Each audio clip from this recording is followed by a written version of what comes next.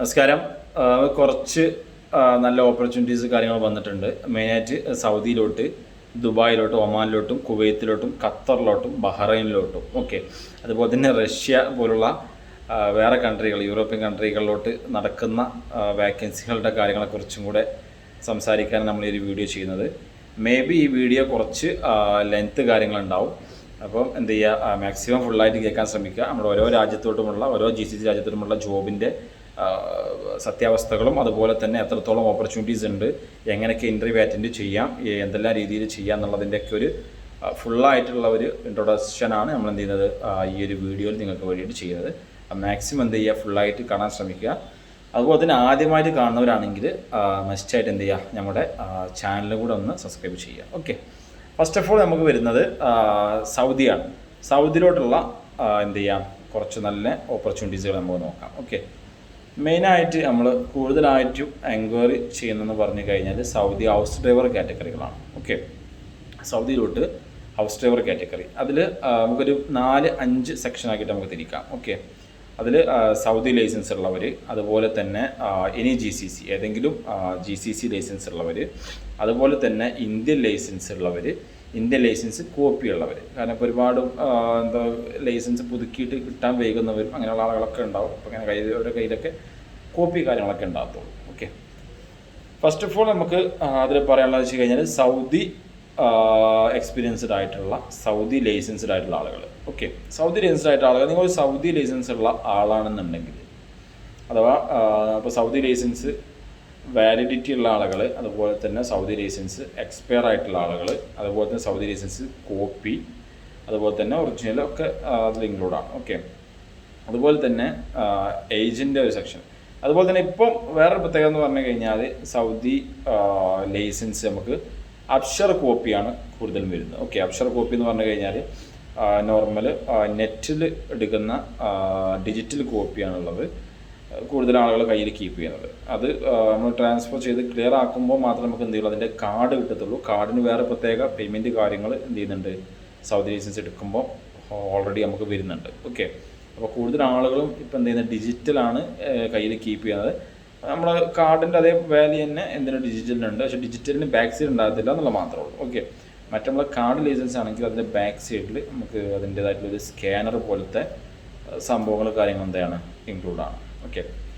അപ്പോൾ ഈ ഒരു സൗദി ലൈസൻസ് ഹോൾഡേഴ്സ് ആയിട്ടുള്ള ഏകദേശം ഏജ് പറയുന്നത് നമുക്കൊരു 21 വയസ്സ് മുതൽ 22 വയസ്സ് മുതൽ. ഓക്കെ. 22 വയസ്സ് മുതലൊക്കെ സൗദി ലൈസൻസ് ഉള്ളവരുണ്ടാകത്തുള്ളൂ. ഓക്കെ. 21-ാം വയസ്സിൽ നമുക്ക് സൗദി പോകാൻ പറ്റത്തുള്ളൂ.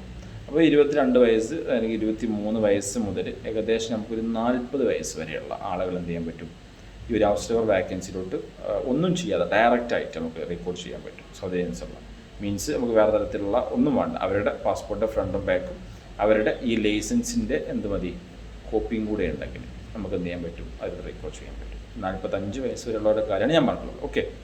ഇനിയിപ്പോൾ എബോ 45 വയസ്സ് മുതൽ പിന്നെ നമുക്ക് ഒരു 55 വയസ്സ് വരെയൊക്കെ നമ്മൾ എടുക്കുന്നുണ്ട് ആളുകളെ. പക്ഷേ 45 വയസ്സ് മുതൽ 55 വയസ്സ് വരെ ആകുമ്പോൾ ഉള്ളൊരു ചേഞ്ച് ഇതിൽ വരുന്നതെന്ന് പറഞ്ഞാൽ നമുക്കൊരു സ്പെഷ്യൽ അപ്രൂവൽ എടുക്കേണ്ട ഒരു കാറ്റഗറിയാണ് വരുന്നത്. ഓക്കെ. ബോംബെയിൽ നമുക്ക് സ്പെഷ്യലായിട്ടുള്ള ചില അറബികൾ വരും. എനിക്ക് ഇത്ര ഏജുള്ള ആളുകളെ മതി എന്ന് പറഞ്ഞിട്ട് എന്ത് ചെയ്യും, ചില അറബികൾ വരും. അപ്പോൾ ആ ഒരു ഏജിലുള്ളവർ നമുക്ക് എന്ത് ചെയ്യാൻ പറ്റുള്ളൂ, അങ്ങനത്തെ ഒരു കാറ്റഗറിയിലോട്ട് മെയിനായിട്ട് നമുക്ക് റിക്രൂട്ട് ചെയ്യാൻ പറ്റത്തുള്ളൂ. ഓക്കെ. അതുപോലെ തന്നെ അവരുടെ സാലറി എന്ന് പറഞ്ഞു കഴിഞ്ഞാൽ, ഇപ്പോൾ ഈ സൗദി ലൈസൻസ്, ഇപ്പോൾ ഇത്രയും നമ്മൾ സംസാരിച്ച് ഈ സൗദി ലൈസൻസ് ഹോൾഡേഴ്സ് ആയിട്ടുള്ളവരുടെ സാലറി എന്ന് പറഞ്ഞു കഴിഞ്ഞാൽ അതിൽ ഏജ് ഡിഫറൻസ് ഇല്ല. 45 വയസ്സിന് മുകളിലുള്ളവർക്കും ഈ സെയിം സാലറിയാണ് വരിക. 1800 സൗദി റിയാലാണ് സാലറി വരിക. Okay. 1800 Saudi riyal salary plus accommodation, അതുപോലെ തന്നെ കിച്ചൺ ഫെസിലിറ്റി. ഓക്കെ. അക്കോമഡേഷനിൽ ഫസ്റ്റ് ഓഫ് ഓൾ നമ്മൾ പറയുന്നത് 1800 സാലറി. 1800 സാലറി എന്ന് പറഞ്ഞാൽ പക്ക നിങ്ങൾക്ക് 1800 സാലറി എന്ത് ചെയ്യും, മന്ത് എൻഡിൽ സാലറി കിട്ടും. പിന്നെ അക്കോമഡേഷൻ്റെ കാര്യത്തിലാണ് പലർക്കും എന്തുള്ളത്, ചെറിയ സംശയങ്ങൾ കാര്യങ്ങളുള്ളത്. അക്കോമഡേഷന് ലോക്കൽ അക്കോമഡേഷൻ ആയിരിക്കുമോ, അതുപോലെ തന്നെ വേറെ ആളുകൾ റൂമിലുണ്ടായിരിക്കുമോ, സിംഗിൾ റൂമായിരിക്കും, ഇതും നമുക്ക് പ്രത്യേകിച്ച് പെട്ടെന്ന് പ്രെഡിക്റ്റ് ചെയ്യാൻ പറ്റുന്നൊരു കാര്യമില്ല. ഓക്കെ. നമ്മൾ വിടുന്നതെന്ന് പറഞ്ഞാൽ VIP വീടുകളോട് മാത്രമേ നമ്മൾ റിക്വയർ ചെയ്യുന്നുള്ളൂ. നല്ല ഹെവി ആയിട്ടുള്ള, നല്ല റിച്ച് ആയിട്ടുള്ള VIP വീടുകളോട് നമ്മൾ വിടുന്നത്. അവിടെ ചിലപ്പോൾ ഒന്നിൽ കൂടുതൽ ഡ്രൈവർമാരുണ്ടാവും, ഒന്നിൽ കൂടുതൽ വണ്ടികളുണ്ടാവും. ഇത് നമുക്ക് എന്ത് ചെയ്യാൻ പറ്റില്ല, മുൻകൂട്ടി പറയാൻ പറ്റത്തില്ല. ഓക്കെ. എന്ത് തന്നെ പറഞ്ഞാലും നിങ്ങൾക്ക് നിങ്ങളുടെ അക്കോമഡേഷൻ ആയിട്ടുള്ള കാര്യങ്ങളൊന്നും ഉണ്ടാവും. അതുപോലെ തന്നെ ഫെസിലിറ്റി, കിച്ചൺ ഫെസിലിറ്റിയാണ് പിന്നെ അതിലൊന്നുള്ളത്. ഗ്യാസ്, അതുപോലെ തന്നെ അതിൻ്റെ സ്റ്റൗവ് കാര്യങ്ങൾ, നമുക്ക് കിച്ചണ് പാചകം ചെയ്യാനുള്ള സംവിധാനങ്ങൾ കാര്യങ്ങളൊക്കെ അതിലുണ്ടാവും. അതിൻ്റെ പുറമെ, ഇതിനെല്ലാത്തിൻ്റെ പുറമെ ഇപ്പം നമ്മൾ കണ്ടുവരുന്നൊരു ഇതുണ്ട്. നമുക്കിപ്പം ലാസ്റ്റ് നമ്മളയച്ച ഒരുപാട് കാറ്റഗറികൾ ഹൗസ് ഡ്രൈവർമാർക്ക് എന്ത് കിട്ടുന്നുണ്ട്, ഭക്ഷണത്തിനുള്ള സൗകര്യം കൂടെ കിട്ടുന്നുണ്ട്. ഓക്കെ, മീൻസ് ഭക്ഷണം ഉണ്ടാക്കാൻ ആവശ്യമായിട്ടുള്ള നമ്മുടെ ഉരുളക്കിഴങ്ങ്, അതുപോലെ തന്നെ തക്കാളി, ഒനിയൻസ്, അതുപോലെ തന്നെ ചിക്കന്, പിന്നെ ബീഫ് കാര്യങ്ങൾ, അങ്ങനെയുള്ള സംഗതികൾ, റൈസ്, നല്ല റൈസുകൾ കാര്യങ്ങളൊക്കെ എന്ത് ചെയ്യുന്നുണ്ട് അവർ, ഈ അറബികൾ പർച്ചേസ് ചെയ്യാൻ പോകുന്ന സമയത്ത് എന്ത് ചെയ്യുന്നുണ്ട്, ഈ ഒരു ഹൗസ് ഡ്രൈവർമാർക്ക് വാങ്ങിക്കൊടുക്കുന്നുണ്ട്. അതുകൊണ്ട് തന്നെ നമുക്കൊരു 80% എന്ത് പറയാം, നിങ്ങൾക്ക് ഫുഡും കിട്ടുന്നുള്ളത് നമുക്കൊരു 80% നിങ്ങൾക്ക് ഉറപ്പ് തരാൻ പറ്റും. ഓക്കെ, 100% തരത്തില്ല. കാരണം വ്യത്യസ്തമായിട്ടുള്ള കാറ്ററുള്ള അറബികളുണ്ടാവും. നമുക്ക് മുൻകൂട്ടി പറയാം. ചിലപ്പോൾ നിങ്ങൾക്ക് ഈ ഫുഡ് തരുന്നതിൻ്റെ പകരമായി ചിലപ്പോൾ അവർ 100 റിയാൽ 200 റിയാൽ എന്ത് ചെയ്യും, നമ്മൾ ഈ 1800 പറഞ്ഞ സാറ് ചിലപ്പോൾ എക്സ്ട്രാ കൂട്ടി തന്നേക്കാം. അതൊന്നും നമുക്ക് മുൻകൂട്ടി പറയാൻ പറ്റത്തില്ല എന്നുള്ളത് മാത്രം. ഓക്കെ, അതുപോലെ തന്നെ നമുക്ക് വരുന്നതെന്ന് വെച്ച് കഴിഞ്ഞാൽ ആ ഒരു കാറ്റഗറിയിൽ തന്നെ ഇന്ത്യൻ ലൈസൻസ് ഹോൾഡേഴ്സ് ആയിട്ടുള്ള ആളുകൾ. ഓക്കെ, ഇന്ത്യൻ ലൈസൻസ് ആണ് ഇപ്പോൾ നിങ്ങളുടെ കയ്യിലുണ്ടെങ്കിൽ നമുക്കൊരു 22, 23 വയസ്സ് മുതൽ നമുക്ക് അപ്ലൈ ചെയ്യാൻ പറ്റും. കുറച്ച് 22 വയസ്സ് കുറച്ച് ഹെൽത്തി ആയിട്ടുള്ള, കുഴപ്പമില്ലാത്ത രീതിയിൽ കുറച്ചൊക്കെ ഇംഗ്ലീഷും അതുപോലെ തന്നെ ലാംഗ്വേജൊക്കെ സംസാരിക്കാൻ കഴിയുന്ന ആളുകൾ.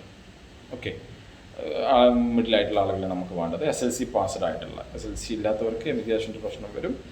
SLC പാസ്സായിട്ടുള്ള ആളുകളെയാണ് നമ്മൾ എന്ത് ചെയ്യുന്നത് കൂടുതലും എൻക്വയറി ചെയ്യുന്നത്. ഈ ഉള്ളവർക്ക്, ഈ ഒരു ഇന്ത്യൻ ലൈസൻസ് ഉള്ളവർക്ക് കിട്ടുന്ന സാലറി എന്ന് പറഞ്ഞു കഴിഞ്ഞാൽ 1500 റിയാലാണ് സാലറി ഉണ്ടാവുക. ഓക്കെ, 1500 റിയാൽ ബേസിക് സാലറി, 1500 റിയാൽ ബേസിക് സാലറി പ്ലസ് അക്കോമഡേഷന്, അപ്പോൾ അതിന് പറഞ്ഞ പോലെ തന്നെ കിച്ചൺ ഫെസിലിറ്റി കാര്യങ്ങളുണ്ടാവുക. ഓക്കെ, ഈ ഒരു 1500 റിയാൽ എന്ന് പറഞ്ഞാൽ ഇപ്പോൾ അപ്രോക്സിമേറ്റ് ഇപ്പോൾ ഇന്നത്തെ ഒരു കണക്ക് പ്രകാരം 15/7/2026 കണക്ക് പ്രകാരം ഒരു 35,000 അടുത്ത് എന്ത് ചെയ്യാൻ പറ്റും, നിങ്ങൾക്ക് ഏൺ ചെയ്യാൻ പറ്റും. പ്ലസ് ഞാൻ പറയുന്നു, നിങ്ങൾക്ക് ഫുഡ് കിട്ടാനുള്ള ചാൻസ് ഉണ്ട്. നേരത്തെ റിട്ടേൺ ഡ്രൈവേഴ്സിൻ്റെ പറഞ്ഞ പോലെ തന്നെ ഒരു 80%, ഒരു 80% നിങ്ങൾക്ക് എന്തുണ്ട്, ഫുഡ് കിട്ടാനുള്ള ചാൻസും കൂടെ അതിലുണ്ട്. ഓക്കെ, അപ്പോൾ അത് നിങ്ങൾ നിൽക്കുന്നതിനനുസരിച്ചാണ്, അറബികളുടെ ക്യാരക്ടർ നമ്മൾ കൺട്രോൾ ചെയ്യുന്നതിനനുസരിച്ചാണ്. ഓക്കെ, നമ്മൾ നല്ലപോലെ നിൽക്കുന്നതിനനുസരിച്ച് നമുക്ക് എന്തുണ്ടാവും, അതിൻ്റെ ബെനിഫിറ്റ് കാര്യങ്ങളുണ്ടാവും. നമ്മൾ പറഞ്ഞു റിട്ടേൺസ് ആണെന്നുണ്ടെങ്കിൽ ജസ്റ്റ് അവരുടെ പാസ്പോർട്ടിൻ്റെ ഫ്രണ്ട് ആൻഡ് ബാക്കും ലൈസൻസും മതി എന്നുള്ളത്. ആ ഒരു സമയത്ത് നമുക്ക് ഫ്രഷർ ആണെങ്കിൽ, ഓക്കെ, ഫ്രഷർ ആണെങ്കിൽ വേണ്ടതെന്ന് പറഞ്ഞു കഴിഞ്ഞാൽ അവരുടെ വീഡിയോ ജസ്റ്റ് ഒരു 3 മിനിറ്റ് എന്ത് ചെയ്യണം, വണ്ടി ഡ്രൈവ് ചെയ്യുന്ന വീഡിയോ, അത് നല്ല മസ്റ്റായിട്ട് നല്ല ക്ലിയറിൽ ഫേസും കാണണം. അതുപോലെ തന്നെ 2 കൈയും സ്റ്റെയറിങ്ങിൽ മാക്സിമം വരുന്ന രീതിയിൽ എന്ത് ചെയ്യണം, ഡ്രൈവ് ചെയ്തിട്ട് വേണം നമ്മൾ എന്ത് ചെയ്യാൻ, വീഡിയോ എടുക്കാൻ. അപ്പോൾ നിങ്ങൾ ഡ്രൈവ് ചെയ്യുന്ന സീറ്റിൻ്റെ നേരെ ഓപ്പോസിറ്റ് ആയിട്ട് എന്ത് ചെയ്യുക, ഒരാളെ പോസ്റ്റ് ചെയ്യുക, ആളോട് എന്ത് ചെയ്യുക, അത് നിങ്ങളുടെ വീഡിയോ കാര്യങ്ങൾ നല്ല നീറ്റ്നെസ്സിൽ എടുക്കാൻ പറയും. ഓക്കെ, ലൗഡ് ശബ്ദങ്ങളൊന്നും ഉണ്ടാക്കാത്ത രീതിയിൽ, റഷായിട്ട് ഓടിക്കാത്ത രീതിയിൽ, ഒരു മാന്യമായ രീതിയിൽ ഓടിച്ചിട്ട് ഒരു 3 മുതൽ 5 minute, okay, 3 minute 4 minute 5 minute ഇങ്ങനെ ലെവലിൽ എന്ത് ചെയ്യുക, ഒരു വീഡിയോ, ഒരു സിംഗിൾ വീഡിയോ എടുക്കുക. അതുപോലെ തന്നെ പിന്നൊന്ന് വേണ്ടതെന്ന് പറഞ്ഞു കഴിഞ്ഞാൽ നമുക്ക് സെൽഫ് ഇൻട്രൊഡക്ഷൻ വീഡിയോ ആണ്. സോറി, നമ്മൾ വിട്ടു പോയതാണ്. നമ്മൾ റിട്ടേൺസിനും സെൽഫ് ഇൻട്രൊഡക്ഷൻ വീഡിയോ ആണ്. ഓക്കെ, റിട്ടേൺ ആയിട്ടുള്ള ഹൗസ് ഡ്രൈവേഴ്സിനും നമ്മൾ എന്ത് ചെയ്യുന്നുണ്ട്, സെൽഫ് ഇൻട്രൊഡക്ഷൻ വീഡിയോ റെക്കോർഡ് ചെയ്യുന്നുണ്ട്. ആ ഒരു സെൽഫ് ഇൻട്രൊഡക്ഷൻ വീഡിയോ എന്ന് പറഞ്ഞു കഴിഞ്ഞാൽ മസ്റ്റായിട്ട് നമ്മുടെ കാര്യങ്ങൾ പറഞ്ഞിരിക്കണം. ഓക്കെ, അതിൽ ഇപ്പം എൻ്റെ പേര് ഞാൻ വാഹിദ് എന്ന് വെച്ചിട്ടാണ് പറയുന്നുണ്ടെങ്കിൽ അസ്സലാമു അലൈക്കും അനീസും വാഹിദ്. ഓക്കെ, അനീസും വാഹിദ്, അന 30 ഉമർ 30. ഓക്കെ, ഉമർ 30. അന അവൽ ഷുഗുൽ, ഞാൻ ആദ്യം വർക്ക് എടുത്തത് അവൽ ഷുഗുൽ സൗദി അറേബ്യ റിയാദ്, സൗദി അറേബ്യയിൽ റിയാദിൽ. ഓക്കെ, റിയാദിലെ സ്ഥലപ്പേര് അറിയാമെങ്കിൽ അത് പറയാം. അന ഷുഗുൽ സൊവാക്ക് ബേറ്റ്, എൻ്റെ വർക്ക് എന്ന് പറഞ്ഞാൽ ഹൗസ് ഡ്രൈവർ ആയിരുന്നു. ഓക്കെ, എൻ്റെ മാലും തരീഖ്, എനിക്ക് റൂട്ടുകളൊക്കെ അറിയാം. അതുപോലെ തന്നെ അനമാലും ഗൂഗിൾ മാപ്പ്, GPS കുൽഷി അനമാലും, മീൻസ് ഗൂഗിൾ മാപ്പും അതുപോലെ തന്നെ നാവിഗേഷൻ കാര്യങ്ങളൊക്കെ എന്ത് ചെയ്യും, എനിക്കറിയാം എന്നുള്ള രീതിയാണ് അത് സംസാരിച്ചിട്ടുള്ളത്. ഓക്കെ, ഇൻഷാ അള്ളാഹ് ജാഹിസ്, ഞാൻ ഇൻഷാ അള്ളാഹ് ഞാൻ റെഡിയാണ്. 1800 റിയാൽ. ഓക്കെ, 1800 റിയാൽ, 1800 റിയാൽ റാത്തീബ്. ചില സെക്ടറിൽ നമുക്ക് ചിലപ്പോൾ 1900 വരാറുണ്ട്. അങ്ങനെ ആകുമ്പോൾ 1900 റിയാൽ. ഓക്കെ, 1900 റിയാൽ റാത്തീബ്. സെക്കൻഡ് എന്ന് പറഞ്ഞാൽ റൂം, സെക്കൻഡ് മസൂൽ കഫീൽ, റൂം കഫീൽ തരുന്നു. ഇൻഷാ അള്ളാഹ് അന ജാഹസ് ഷുഗുൽ സവാക്ക്. ഞാൻ അതിൻ്റെ ഒരു അറബി രൂപ ഞാൻ ഫുള്ളായിട്ട് ഞാൻ പറഞ്ഞുതരാം. കുറച്ച് നല്ല കാറ്റഗറി നിങ്ങൾക്ക് ഇപ്പോൾ വീഡിയോ കാണുന്നവർ റിട്ടേൺസ് ആയിട്ട് നമുക്ക് അപ്ലൈ ചെയ്യാൻ റെഡി ആയിട്ട് നിൽക്കുന്ന ആളുകൾ ഉണ്ടാവും. അങ്ങനെയുള്ളവർക്ക് പറയാൻ പറ്റിയ രീതിയിൽ ഞാൻ പറഞ്ഞുതരാം. അസ്സലാമു അലൈക്കും. അനീസും അബ്ദുൽ വാഹിദ് അന ഉമർ 30 أنا أول شغل سعودي عربية داخل رياض 5 سنة أنا شغل رياض. أنا معلوم جوجل ماب GPS نافيجيشن كله. أنا سوق سيارات مرسيدس وودي BMW رينج روفر ديفندر كل سيارات أنا معلوم أوتوماتيك ومانوال كل شيء أنا أعرف. برضو أنا أعرف شوية ميكانيكالي أنا أعرف. إن شاء الله أنا جاهز شغل عندك سواك بيت 1800 ريال راتب وسكن مسؤول كفيل. إن شاء الله أنا يجي أنت هاتي فيزا خلاص أنا يجي عندك شغل إن شاء الله أنا 100 خلاص أنت بقى سوي أنا يجي. السلام عليكم بابا. ഇങ്ങനെ പറഞ്ഞിട്ട് എന്ത് ചെയ്യാൻ പറ്റും?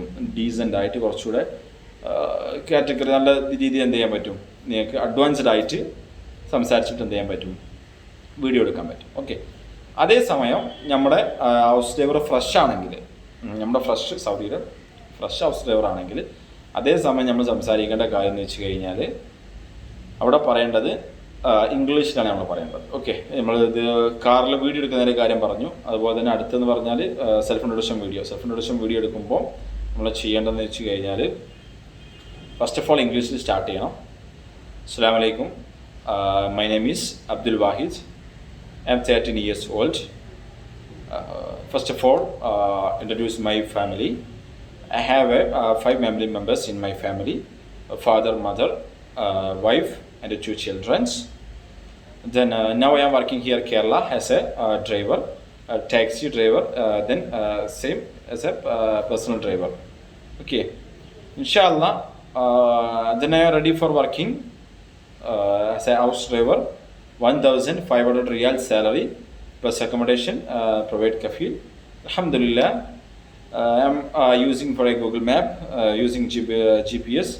Then now for the using automatic cars, then manual cars.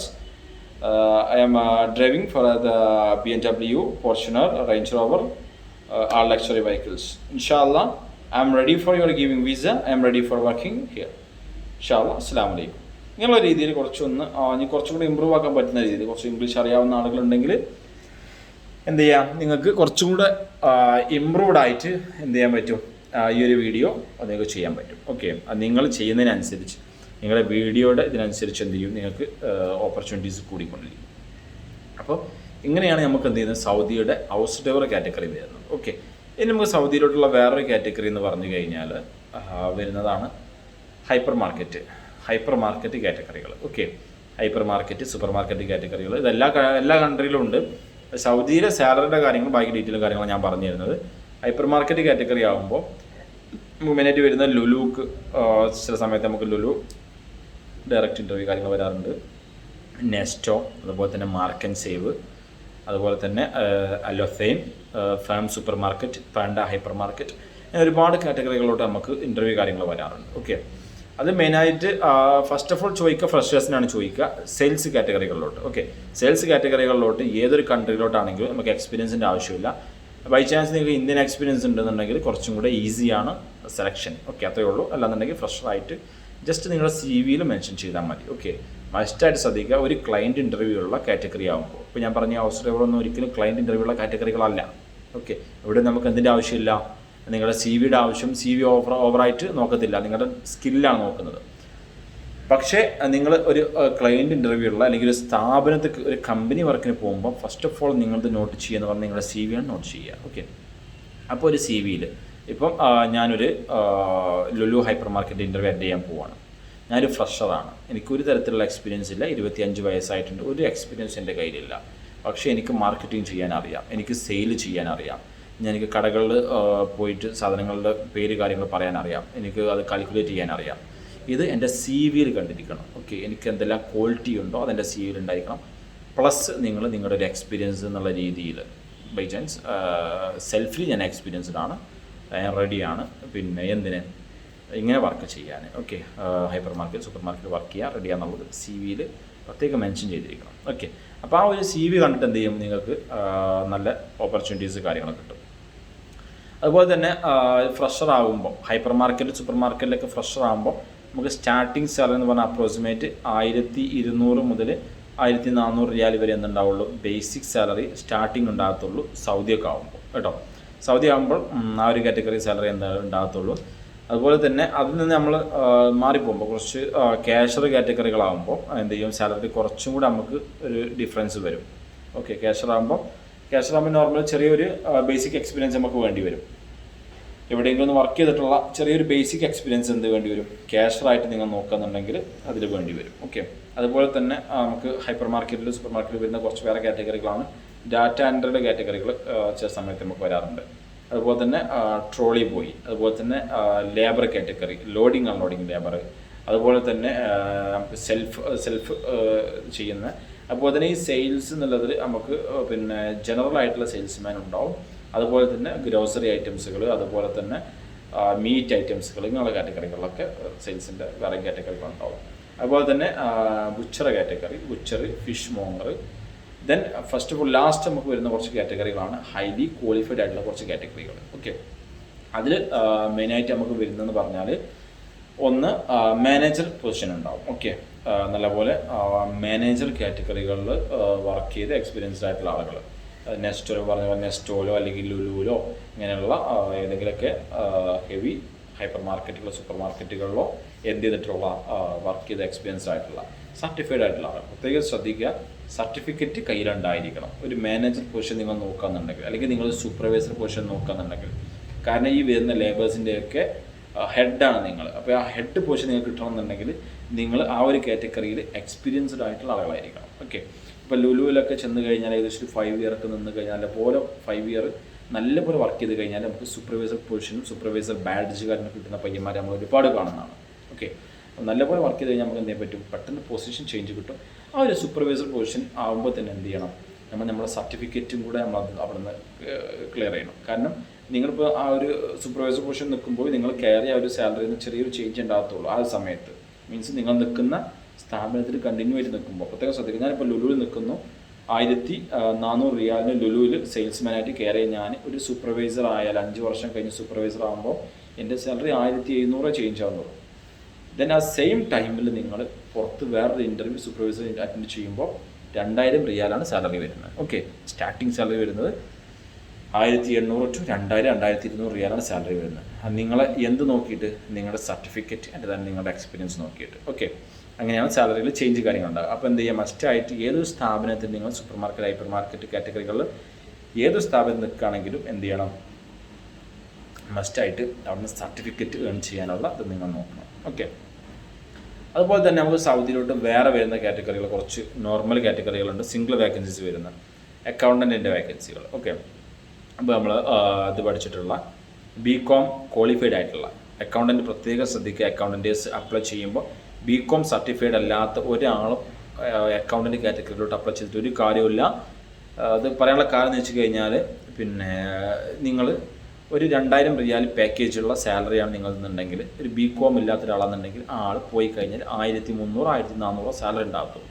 Okay, because നിങ്ങൾ ക്വാളിഫൈഡ് അല്ല അവർ പറയും. മീൻസ് നിങ്ങൾക്ക് സർട്ടിഫൈഡ് അല്ല, BCom ഇല്ല, നമ്മൾ പറഞ്ഞ ഓപ്പർച്യൂണിറ്റീസ് ഇല്ല എന്ന് പറയും. ചിലപ്പോൾ നിങ്ങൾ ചില ഏജൻസികളൊക്കെ 2000 റിയാൽ സാലറി ഉണ്ട്, ഓക്കെ BCom സർട്ടിഫിക്കറ്റിന് പ്രശ്നമില്ല, ഇത്ര സർവീസ് ചാർജ് കാര്യങ്ങൾ ചെയ്തിട്ട് നിങ്ങൾക്ക് പോകാമെന്ന് പറയും.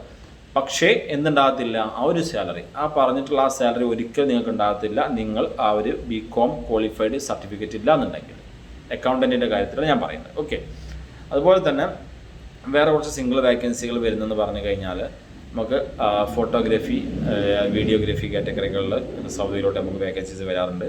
അതുപോലെ തന്നെ അത് ഡിപ്പെൻഡൻ്റ് ആയിട്ടുള്ള സ്റ്റേജ് ഡെക്കറേറ്റ് ചെയ്യുന്ന ആളുകൾ, അതുപോലെ തന്നെ നമ്മൾ മെക്കാനിക്സ്, ഹെവി മെക്കാനിക്കുകൾ, ഡീസൽ മെക്കാനിക്ക്, അതുപോലെ തന്നെ പെട്രോൾ മെക്കാനിക്ക്, ഇങ്ങനെയുള്ള എല്ലാ മെക്കാനിക് കാറ്റഗറി. മെക്കാനിക്ക് നല്ല ഓപ്പർച്യൂണിറ്റീസ് ഉള്ള കൺട്രിയാണ് സൗദി. ഓക്കെ, മെക്കാനിക്കിൻ്റെ ഏകദേശം ഞങ്ങൾ വലിയ സിലിണ്ടർ 600 ഒക്കെ ചെയ്യുന്ന വലിയൊരു മെക്കാനിക്കാണെന്നുണ്ടെങ്കിൽ അപ്രോക്സിമേറ്റ് 1800 മുതൽ 2200 റിയാൽ വരെ നിങ്ങൾക്ക് ബേസിക് സാലറി കിട്ടും, starting salary plus accommodation, kitchen facility, food, അതുപോലെ തന്നെ എക്സ്ട്രാ നിങ്ങൾക്ക് പിന്നെ അലവൻസ് കാര്യങ്ങൾ, ഓവർ ടൈം കാര്യങ്ങളൊക്കെ നിങ്ങൾക്ക് എന്ത് ചെയ്യും കിട്ടുന്ന ഒരു ഇതാണ് മെക്കാനിക്കൽ ഫീൽഡ് എന്ന് പറഞ്ഞാൽ. ഓക്കെ, അപ്പോൾ ആരെങ്കിലുമൊക്കെ മെക്കാനിക്കൽ ഫീൽഡ് പഠിച്ചിട്ട് താല്പര്യമില്ല എന്നൊക്കെ നാട്ടിൽ കുറഞ്ഞ സാലറി നിൽക്കുന്നവരുണ്ടെങ്കിൽ കോൺടാക്റ്റ് ചെയ്തോ.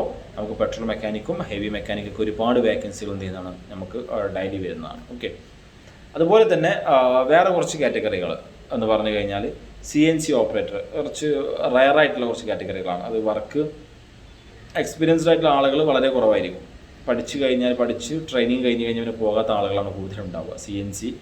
CNC ഓപ്പറേറ്റർ മെഷീൻ ഓപ്പറേറ്റിംഗ് ആണ്. നമുക്കതിൽ വുഡിലുണ്ടാവും, wood operating, metal operating, steel operating, അങ്ങനെ ഒരുപാട് കാറ്റഗറികളിൽ നമുക്ക് എന്തുണ്ട് CNC മെഷീൻ ഓപ്പറേറ്റേഴ്സിൻ്റെ വേക്കൻസി കാര്യങ്ങൾ നമുക്ക് വരാറുണ്ട്. ഓക്കെ, നെക്സ്റ്റ് വൺ നമുക്ക് വരുന്നത് വെച്ച് കഴിഞ്ഞാൽ റെസ്റ്റോറൻറ്റ് ബേസ്ഡ് ആയിട്ടുള്ള കുറച്ച് കാറ്റഗറികളാണ്. സൗദിയിലോട്ട് തന്നെ റെസ്റ്റോറൻറ്റ് ബേസ്ഡ് ആയിട്ടുള്ള കുറച്ച് കാറ്റഗറി വർക്കുകൾ നമുക്ക് വരാറുണ്ട്. മെയിനായിട്ട് നമുക്ക് വരുന്നതെന്ന് പറഞ്ഞാൽ കഫേ ബേസ്ഡ് ആയിട്ടുള്ള ബോൺ കഫേ, അതുപോലെ തന്നെ കൊഫിലത്തെ കഫേ, ഇങ്ങനെയുള്ള കുറച്ച് ഒരുപാട് കഫകൾ ഈ ചെറിയ ഡിപ്പെൻഡ് ആയിട്ട് കഫകൾ. ബോൺ കഫേയിലോട്ട് ഇപ്പോൾ കഴിഞ്ഞ മന്തിൽ നമ്മുടെ ഏകദേശം 12 പേര് പോയി. അത് ബോൺ കഫേ എന്ന് പറഞ്ഞു കഴിഞ്ഞാൽ വരുന്നത് ചെറിയ പെട്രോൾ പമ്പുകളുടെ ഡിപ്പെൻഡായിട്ട്, അതുപോലെ വലിയ വലിയ മാളുകളുടെ ഫ്രണ്ടിലായിട്ട് ചെറിയൊരു ഹട്ടായിരിക്കും ഉണ്ടാവും. ചെറിയൊരു കോഫിയുടെ ഗ്ലാസിൻ്റെ രൂപത്തിലോ അല്ലെങ്കിൽ വേറെ എന്തെങ്കിലും കപ്പിൻ്റെ രൂപത്തിലൊക്കെ ഉള്ള ചെറിയ വരിക, ഒരു ഷോപ്പാണ് വരിക. ആ ഒരു ഷോപ്പിൽ അപ്രോക്സിമേറ്റ് ഒരു 4 പേര് അല്ലെങ്കിൽ ഒരു 3 പേര് എന്നുള്ള രീതിയിലായിരിക്കും ഉണ്ടാവുക. ഈ 3 പേരും റൊട്ടേറ്റഡ് വർക്കായിരിക്കും. ഈ 3 പേർക്കും എന്ത് ചെയ്യത്തില്ല, സ്ഥിരമായിട്ട് ഒരു പൊസിഷൻ ആയിരിക്കില്ല. ഇന്നിപ്പോൾ നിങ്ങൾ കോഫി ഉണ്ടാക്കുന്ന ആളാണെങ്കിൽ നാളെ നിങ്ങളുടെ വർക്ക് വരിക എന്ന് പറഞ്ഞു കഴിഞ്ഞാൽ എന്തായിരിക്കും, അവിടെ ബില്ലിംഗ് ആയിരിക്കും. അതേ പിറ്റേ ദിവസം നിങ്ങളുടെ വർക്ക് വരിക അവിടെ ക്ലീനിങ് ആയിരിക്കും. ഇങ്ങനെ 3 പേരും എന്ത് ചെയ്യും, റൊട്ടേറ്റിംഗ് ഉണ്ടാവും. സ്ഥിരമായിട്ട് എന്താകത്തില്ല, ഒരാൾക്ക് ഒരു വർക്കാകത്തില്ല ഇങ്ങനെയുള്ള കാറ്റഗറികളിലൊക്കെ. അതുപോലെ തന്നെ റെസ്റ്റോറൻറ്റ് ഭാഗത്തോട്ട് നമ്മൾ പോകുകയാണെന്നുണ്ടെങ്കിൽ ഇതൊക്കെ ഇപ്പോൾ ഞാൻ പറഞ്ഞ ഈ കോഫിയുടെ കാറ്റഗറിക്ക് ഏകദേശം 1400 റിയാലൊക്കെ നമുക്ക് ബേസിക് സാലറി ഉണ്ടാവും. 1400 റിയാൽ ബേസിക് സാലറി ഉണ്ടാവും. പിന്നെ നിങ്ങൾ പണി പഠിക്കണം. ബരിസ്റ്റ ടൈപ്പുകളൊക്കെ ഒരുപാട് പഠിച്ചു കഴിഞ്ഞാൽ, മോഡൽ കോഫീസ് പഠിച്ചു കഴിഞ്ഞാൽ നല്ല സാലറി നമുക്ക് എന്ത് ചെയ്യാൻ പറ്റും. എല്ലാ GCCയിലെ ഓപ്പർച്യൂണിറ്റീസ് കാര്യങ്ങളാണ് ബരിസ്റ്റ മേക്കർ. അത് കഴിഞ്ഞാൽ നമ്മൾ പോകുന്ന റെസ്റ്റോറൻറ്റിലോട്ടാണ്. റെസ്റ്റോറൻറ്റിലോട്ട് നമുക്ക് ഒരുപാട് ഓപ്പർച്യൂണിറ്റീസ് സൗദിയിൽ വരാറുണ്ട്. ഒരുപാട് ഓപ്പർച്യൂണിറ്റീസുകൾ സ്റ്റാർട്ടിങ് തൊട്ട്. ഫസ്റ്റ് ഓഫ് ഓൾ റിസപ്ഷനിസ്റ്റ്, അതുപോലെ തന്നെ കൗണ്ടർ ബോയ്. കൗണ്ടർ തൊട്ട് കൗണ്ടർ ബോയ് ഉണ്ടാവും. അതുപോലെ തന്നെ വെയിറ്റർ, അതുപോലെ തന്നെ ഓൾറൗണ്ടർ, അതുപോലെ തന്നെ റണ്ണർ, അതുപോലെ തന്നെ കിച്ചൺ ഹെൽപ്പർ, കിച്ചൺ കൺട്രോളർ, അതുപോലെ തന്നെ കിച്ചൺ ഓൾറൗണ്ടർ. ഇങ്ങനെ ഒരുപാട് കാറ്റഗറികൾ റെസ്റ്റോറൻറ്റിലോട്ട് നമുക്ക് വരാറുണ്ട്. 5 സ്റ്റാർ റെസ്റ്റോറൻറ്റ്, 4 സ്റ്റാർ റെസ്റ്റോറൻറ്റ്, അതുപോലെ തന്നെ MPL റെസ്റ്റോറൻറ്റൊക്കെ നമുക്ക് ഒരുപാട് വരുന്നതാണ്. നല്ല റെസ്റ്റോറൻറ്റുകളിലോട്ട് ഒരുപാട് വേക്കൻസീസ് കാര്യങ്ങൾ നമുക്ക് വരുന്നതാണ്. അപ്പോൾ അതിന് ബേസിക്കായിട്ട് നമുക്ക് വേണ്ടതെന്ന് വെച്ച് കഴിഞ്ഞാൽ ഹൈലി സാലറി, പെയ്ഡ് സാലറി കിട്ടണം എന്ന് താല്പര്യം ഉണ്ടെന്നുണ്ടെങ്കിൽ മസ്റ്റായിട്ട് നമുക്ക് എന്ത് വേണം, ഹോട്ടൽ മാനേജ്മെൻറ്റിൽ ഒന്നില്ലെങ്കിൽ കിച്ചൺ ഹെൽപ്പർ ഡിപ്പെൻഡ് അല്ലെങ്കിൽ കുക്ക് ഡിപ്പെൻഡ് ആയിട്ട് എന്തെങ്കിലും കോഴ്സ് പഠിച്ച സർട്ടിഫിക്കറ്റ് ഉണ്ടെന്നുണ്ടെങ്കിൽ, പ്ലസ് നിങ്ങൾക്ക് കുറച്ച് എക്സ്പീരിയൻസ് 2 ഇയർ 3 ഇയർ എക്സ്പീരിയൻസ് ഉണ്ടെന്നുണ്ടെങ്കിൽ ഏറ്റവും നല്ല ഓപ്പർച്യൂണിറ്റിയാണ് ഷെഫിൻ്റെ ഓപ്പർച്യൂണിറ്റി വരുന്നത്. ഷെഫ് എന്ന് പറഞ്ഞാൽ ഏകദേശം അപ്രോക്സിമേറ്റ് നമുക്ക് 2500 മുതൽ ഏകദേശം 5000 റിയാൽ വരെ നമുക്ക് സാലറി കാര്യങ്ങളാണ് ചെയ്യാൻ പറ്റും. അപ്രോക്സിമേറ്റ് നാട്ടിലൊരു 1 ലാഖൊക്കെ നിങ്ങൾക്ക് ഓവർ ടൈം അടക്കം ഉണ്ടാക്കാൻ പറ്റും. നല്ല പോലെ എന്ത് ചെയ്താൽ ഷെഫിൻ്റെ കാറ്റഗറിയിൽ വർക്ക് ചെയ്ത് കഴിഞ്ഞാൽ. അതുപോലെ തന്നെ ഷെഫ് എന്ന് പറഞ്ഞാൽ അറിയാമല്ലോ, നമ്മൾ വർക്ക് ചെയ്യുന്നതിനനുസരിച്ചാണ് നമ്മുടെ എബിലിറ്റി, നമ്മൾ എത്രത്തോളം എഫേർട്ട് എടുക്കുന്നോ, നമ്മൾ എത്രത്തോളം നമ്മൾ ചെയ്യുന്നോ, നമ്മുടെ ഒരു പാഷനാക്കി എടുക്കണം. ഷെഫ് എന്നൊക്കെ പറയുമ്പോൾ അങ്ങനെയാണ്, ഒരു പാഷനാക്കിയിട്ട് എടുത്തിട്ട് നമ്മൾ വർക്ക് ചെയ്യാന്നുണ്ടെങ്കിൽ എന്ത് ചെയ്യാൻ പറ്റും, തീർച്ചയായിട്ടും നമുക്കതിൽ നല്ലൊരു സാലറി ഏൺ ചെയ്യാൻ പറ്റും. അതുപോലെ തന്നെ നമുക്ക് അതിൽ വരുന്ന റെസ്റ്റോറൻറ്റിൽ വരുന്ന വെയിറ്റർ കാറ്റഗറികളിൽ ഞാൻ ഒന്ന് പറയാം. വെയിറ്റർ നമുക്ക് ഫ്രഷ് വെയിറ്റേഴ്സിൻ്റെ വേക്കൻസി വരും, അതുപോലെ തന്നെ റിട്ടേൺ വെയിറ്റേഴ്സിൻ്റെ വേക്കൻസി വരും. ഈ ഫ്രഷ് വെയിറ്റർ എന്നുള്ളത് കൊണ്ട് ഉദ്ദേശിക്കുന്നത് ഇന്ത്യൻ എക്സ്പീരിയൻസ് ആണ്. ഒരിക്കലും എന്ത് പ്രതീക്ഷിക്കരുത്, ഒരു എക്സ്പീരിയൻസ് ഇല്ലാത്ത ആളെയാണ് ഫ്രഷർ എന്ന് പറഞ്ഞ് ഉദ്ദേശിക്കരുത്.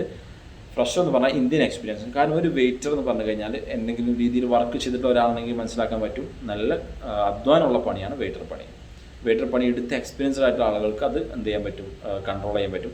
പുതിയൊരാൾ വരികയാണെന്നുണ്ടെങ്കിൽ ആൾക്ക് എന്ത് ചെയ്യത്തില്ല, അത് സൂട്ടബിൾ ആകത്തില്ല.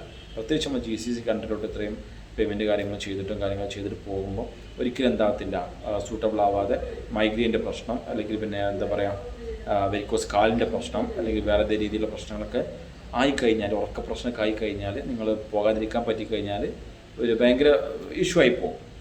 ബ്ലോക്കായി പോകും. അതേസമയം ജസ്റ്റ് ഇന്ത്യയിൽ ഒരു 1 ഇയറൊക്കെ വെയിറ്ററായിട്ട് വർക്ക് ചെയ്തിട്ട് ആളാണെന്നുണ്ടെങ്കിൽ അപ്രോക്സിമേറ്റ് അതിനെക്കുറിച്ച് നമുക്ക് എന്ത് ചെയ്യും, ഒരു ഐഡിയ കിട്ടും, എങ്ങനെ വർക്ക് ചെയ്യണം, ഫസ്റ്റ് ഓഫ് ഓൾ എങ്ങനെ സ്റ്റാർട്ട് ചെയ്യണം, എങ്ങനെ ഒരു കസ്റ്റമറെ കിട്ടിക്കഴിഞ്ഞാൽ നമ്മൾ എങ്ങനെ ഐറ്റംസുകൾ എങ്ങനെ സപ്ലൈ ചെയ്യണം എന്നുള്ളതിൻ്റെ ഒരു ബേസിക് എന്തുണ്ടാവും, നമുക്ക് ഐഡിയ കിട്ടും. അപ്പോൾ ഒരു ബേസിക് ആയിട്ടുള്ള ഐഡിയ ഉള്ള ആൾക്ക് എന്ത് ചെയ്യാൻ പറ്റും, ആ ഒരു വർക്ക് ഈസി ആയിട്ട് തന്നെ ചെയ്യാൻ പറ്റും. ഓക്കെ. ഈ ഒരു ഇന്ത്യൻ എക്സ്പീരിയൻസ് ആയിട്ടുള്ള വെയിറ്റർക്ക് അപ്രോക്സിമേറ്റ് നമുക്കൊരു 1000 സൗദി റിയാൽ വെച്ച് പറയുമ്പോൾ ഏകദേശം 1200 മുതൽ ഒരു 1500 റിയാൽ വരെ ഫ്രഷ് ആയിട്ടുള്ള ആൾക്ക് കിട്ടും. റിട്ടേൺ ആണെങ്കിൽ 1400 മുതൽ ഒരു 1700 1800 റിയാലൊക്കെ എന്ത് ചെയ്യാൻ പറ്റും, സാലറി കാര്യങ്ങൾ ഏൺ ചെയ്യാൻ പറ്റും. അതുപോലെ തന്നെ നമുക്ക് ഈ ഡയറ്റ് വാച്ചേഴ്സൊക്കെ നിങ്ങൾ ജസ്റ്റ് ഒന്ന് ഗൂഗിളിൽ അടിച്ചു നോക്കാൻ പറ്റും. ഡയറ്റ് വാച്ചേഴ്സൊക്കെ നമുക്ക് നല്ല വേക്കൻസി വരുന്നതാണ്.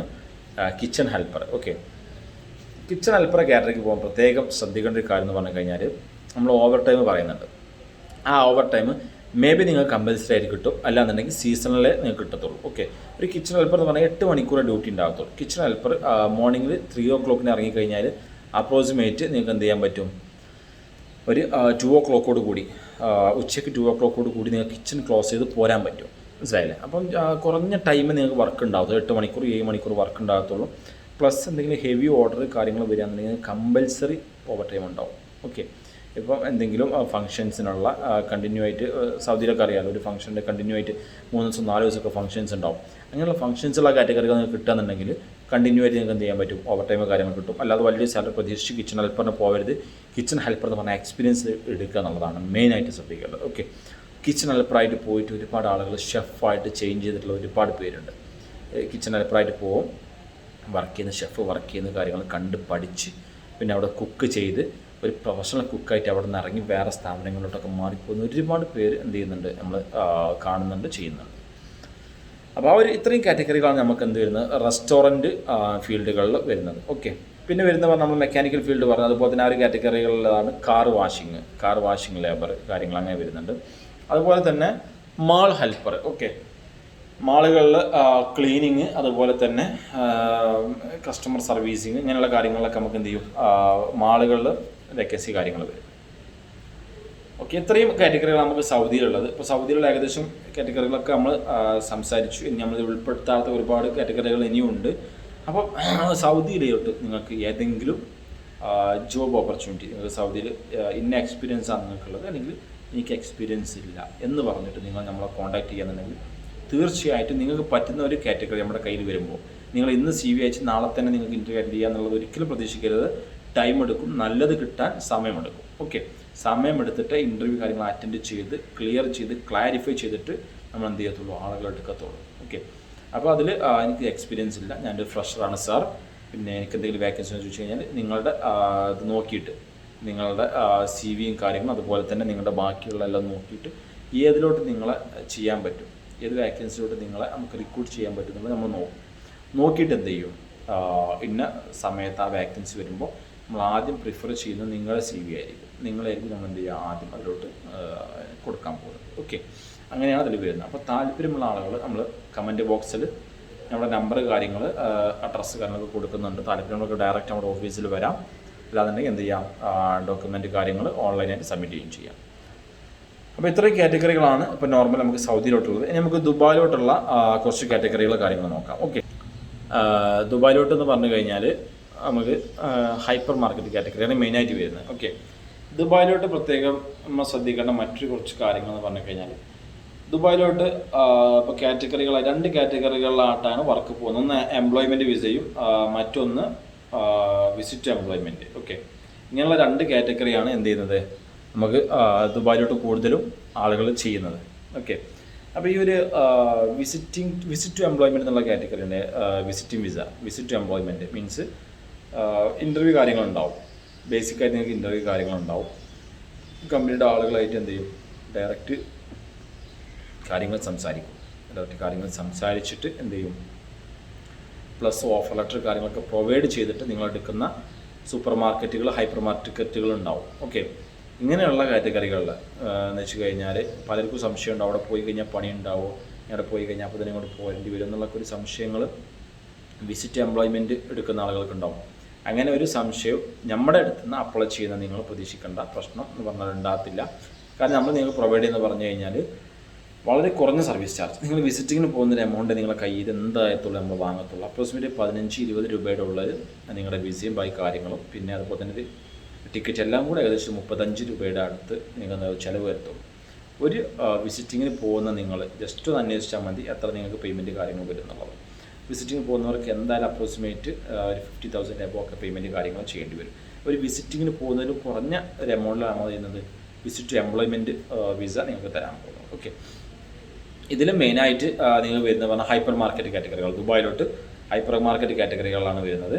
അതുപോലെ തന്നെ ഇൻ്റർവ്യൂ കാര്യങ്ങളുണ്ടാവും. അത് എംപ്ലോയ്മെൻറ്റ് വിസ ആണെങ്കിലും അതുപോലെ തന്നെ വിസിറ്റ് എംപ്ലോയ്മെൻറ്റ് വിസ ആണെങ്കിലും എന്തുണ്ടാവും, നമുക്ക് ഇൻ്റർവ്യൂ കാര്യങ്ങളുണ്ടാവും. ഓക്കെ, അതിൽ മെയിനായിട്ട് വരിക എന്ന് പറഞ്ഞാൽ ദുബായിലോട്ട് ക്യാഷർ കാറ്റഗറികളാണ് കൂടുതലും എൻക്വയറീസ് വരുന്നത്. ക്യാഷർ അതുപോലെ തന്നെ സെയിൽസ് കാറ്റഗറികളാണ് എന്ത് ചെയ്യുന്നത് കൂടുതലും റിക്രൂട്ട്മെൻറ്റ്സ് കാര്യങ്ങൾ വരുന്നത്. ഓക്കെ, അപ്പോൾ അതിലാവുമ്പം നിങ്ങൾ ചെയ്യേണ്ടതെന്ന് വെച്ച് കഴിഞ്ഞാൽ ഫസ്റ്റ് ഓഫ് ഓൾ ഒരു ഇൻ്റർവ്യൂവിന് വരുമ്പോൾ, ദുബായുടെ ഇൻ്റർവ്യൂവിന് വരുമ്പോൾ പ്രത്യേകം ശ്രദ്ധിക്കേണ്ടത്, കാരണം ദുബായ് ഇൻ്റർവ്യൂവിന് വരുന്നത് കൂടുതലും മലയാളികളായിരിക്കും. ഓക്കെ, നമ്മുടെ നീറ്റ്നെസ് അവർ പ്രത്യേകം നോക്കും. അവരുടെ ഒരു സ്ഥാപനത്തിലോട്ട് സ്റ്റാർട്ടപ്പ് സ്ഥാപനങ്ങളുണ്ടാവും, പുതിയതായിട്ട് തുടങ്ങുന്ന ആളുകളുണ്ടാവും, അപ്പോൾ തുടങ്ങി പിന്നെ പുതിയ ബ്രാഞ്ച് ഓപ്പൺ ആക്കുന്ന ആളുകളുണ്ടാവും.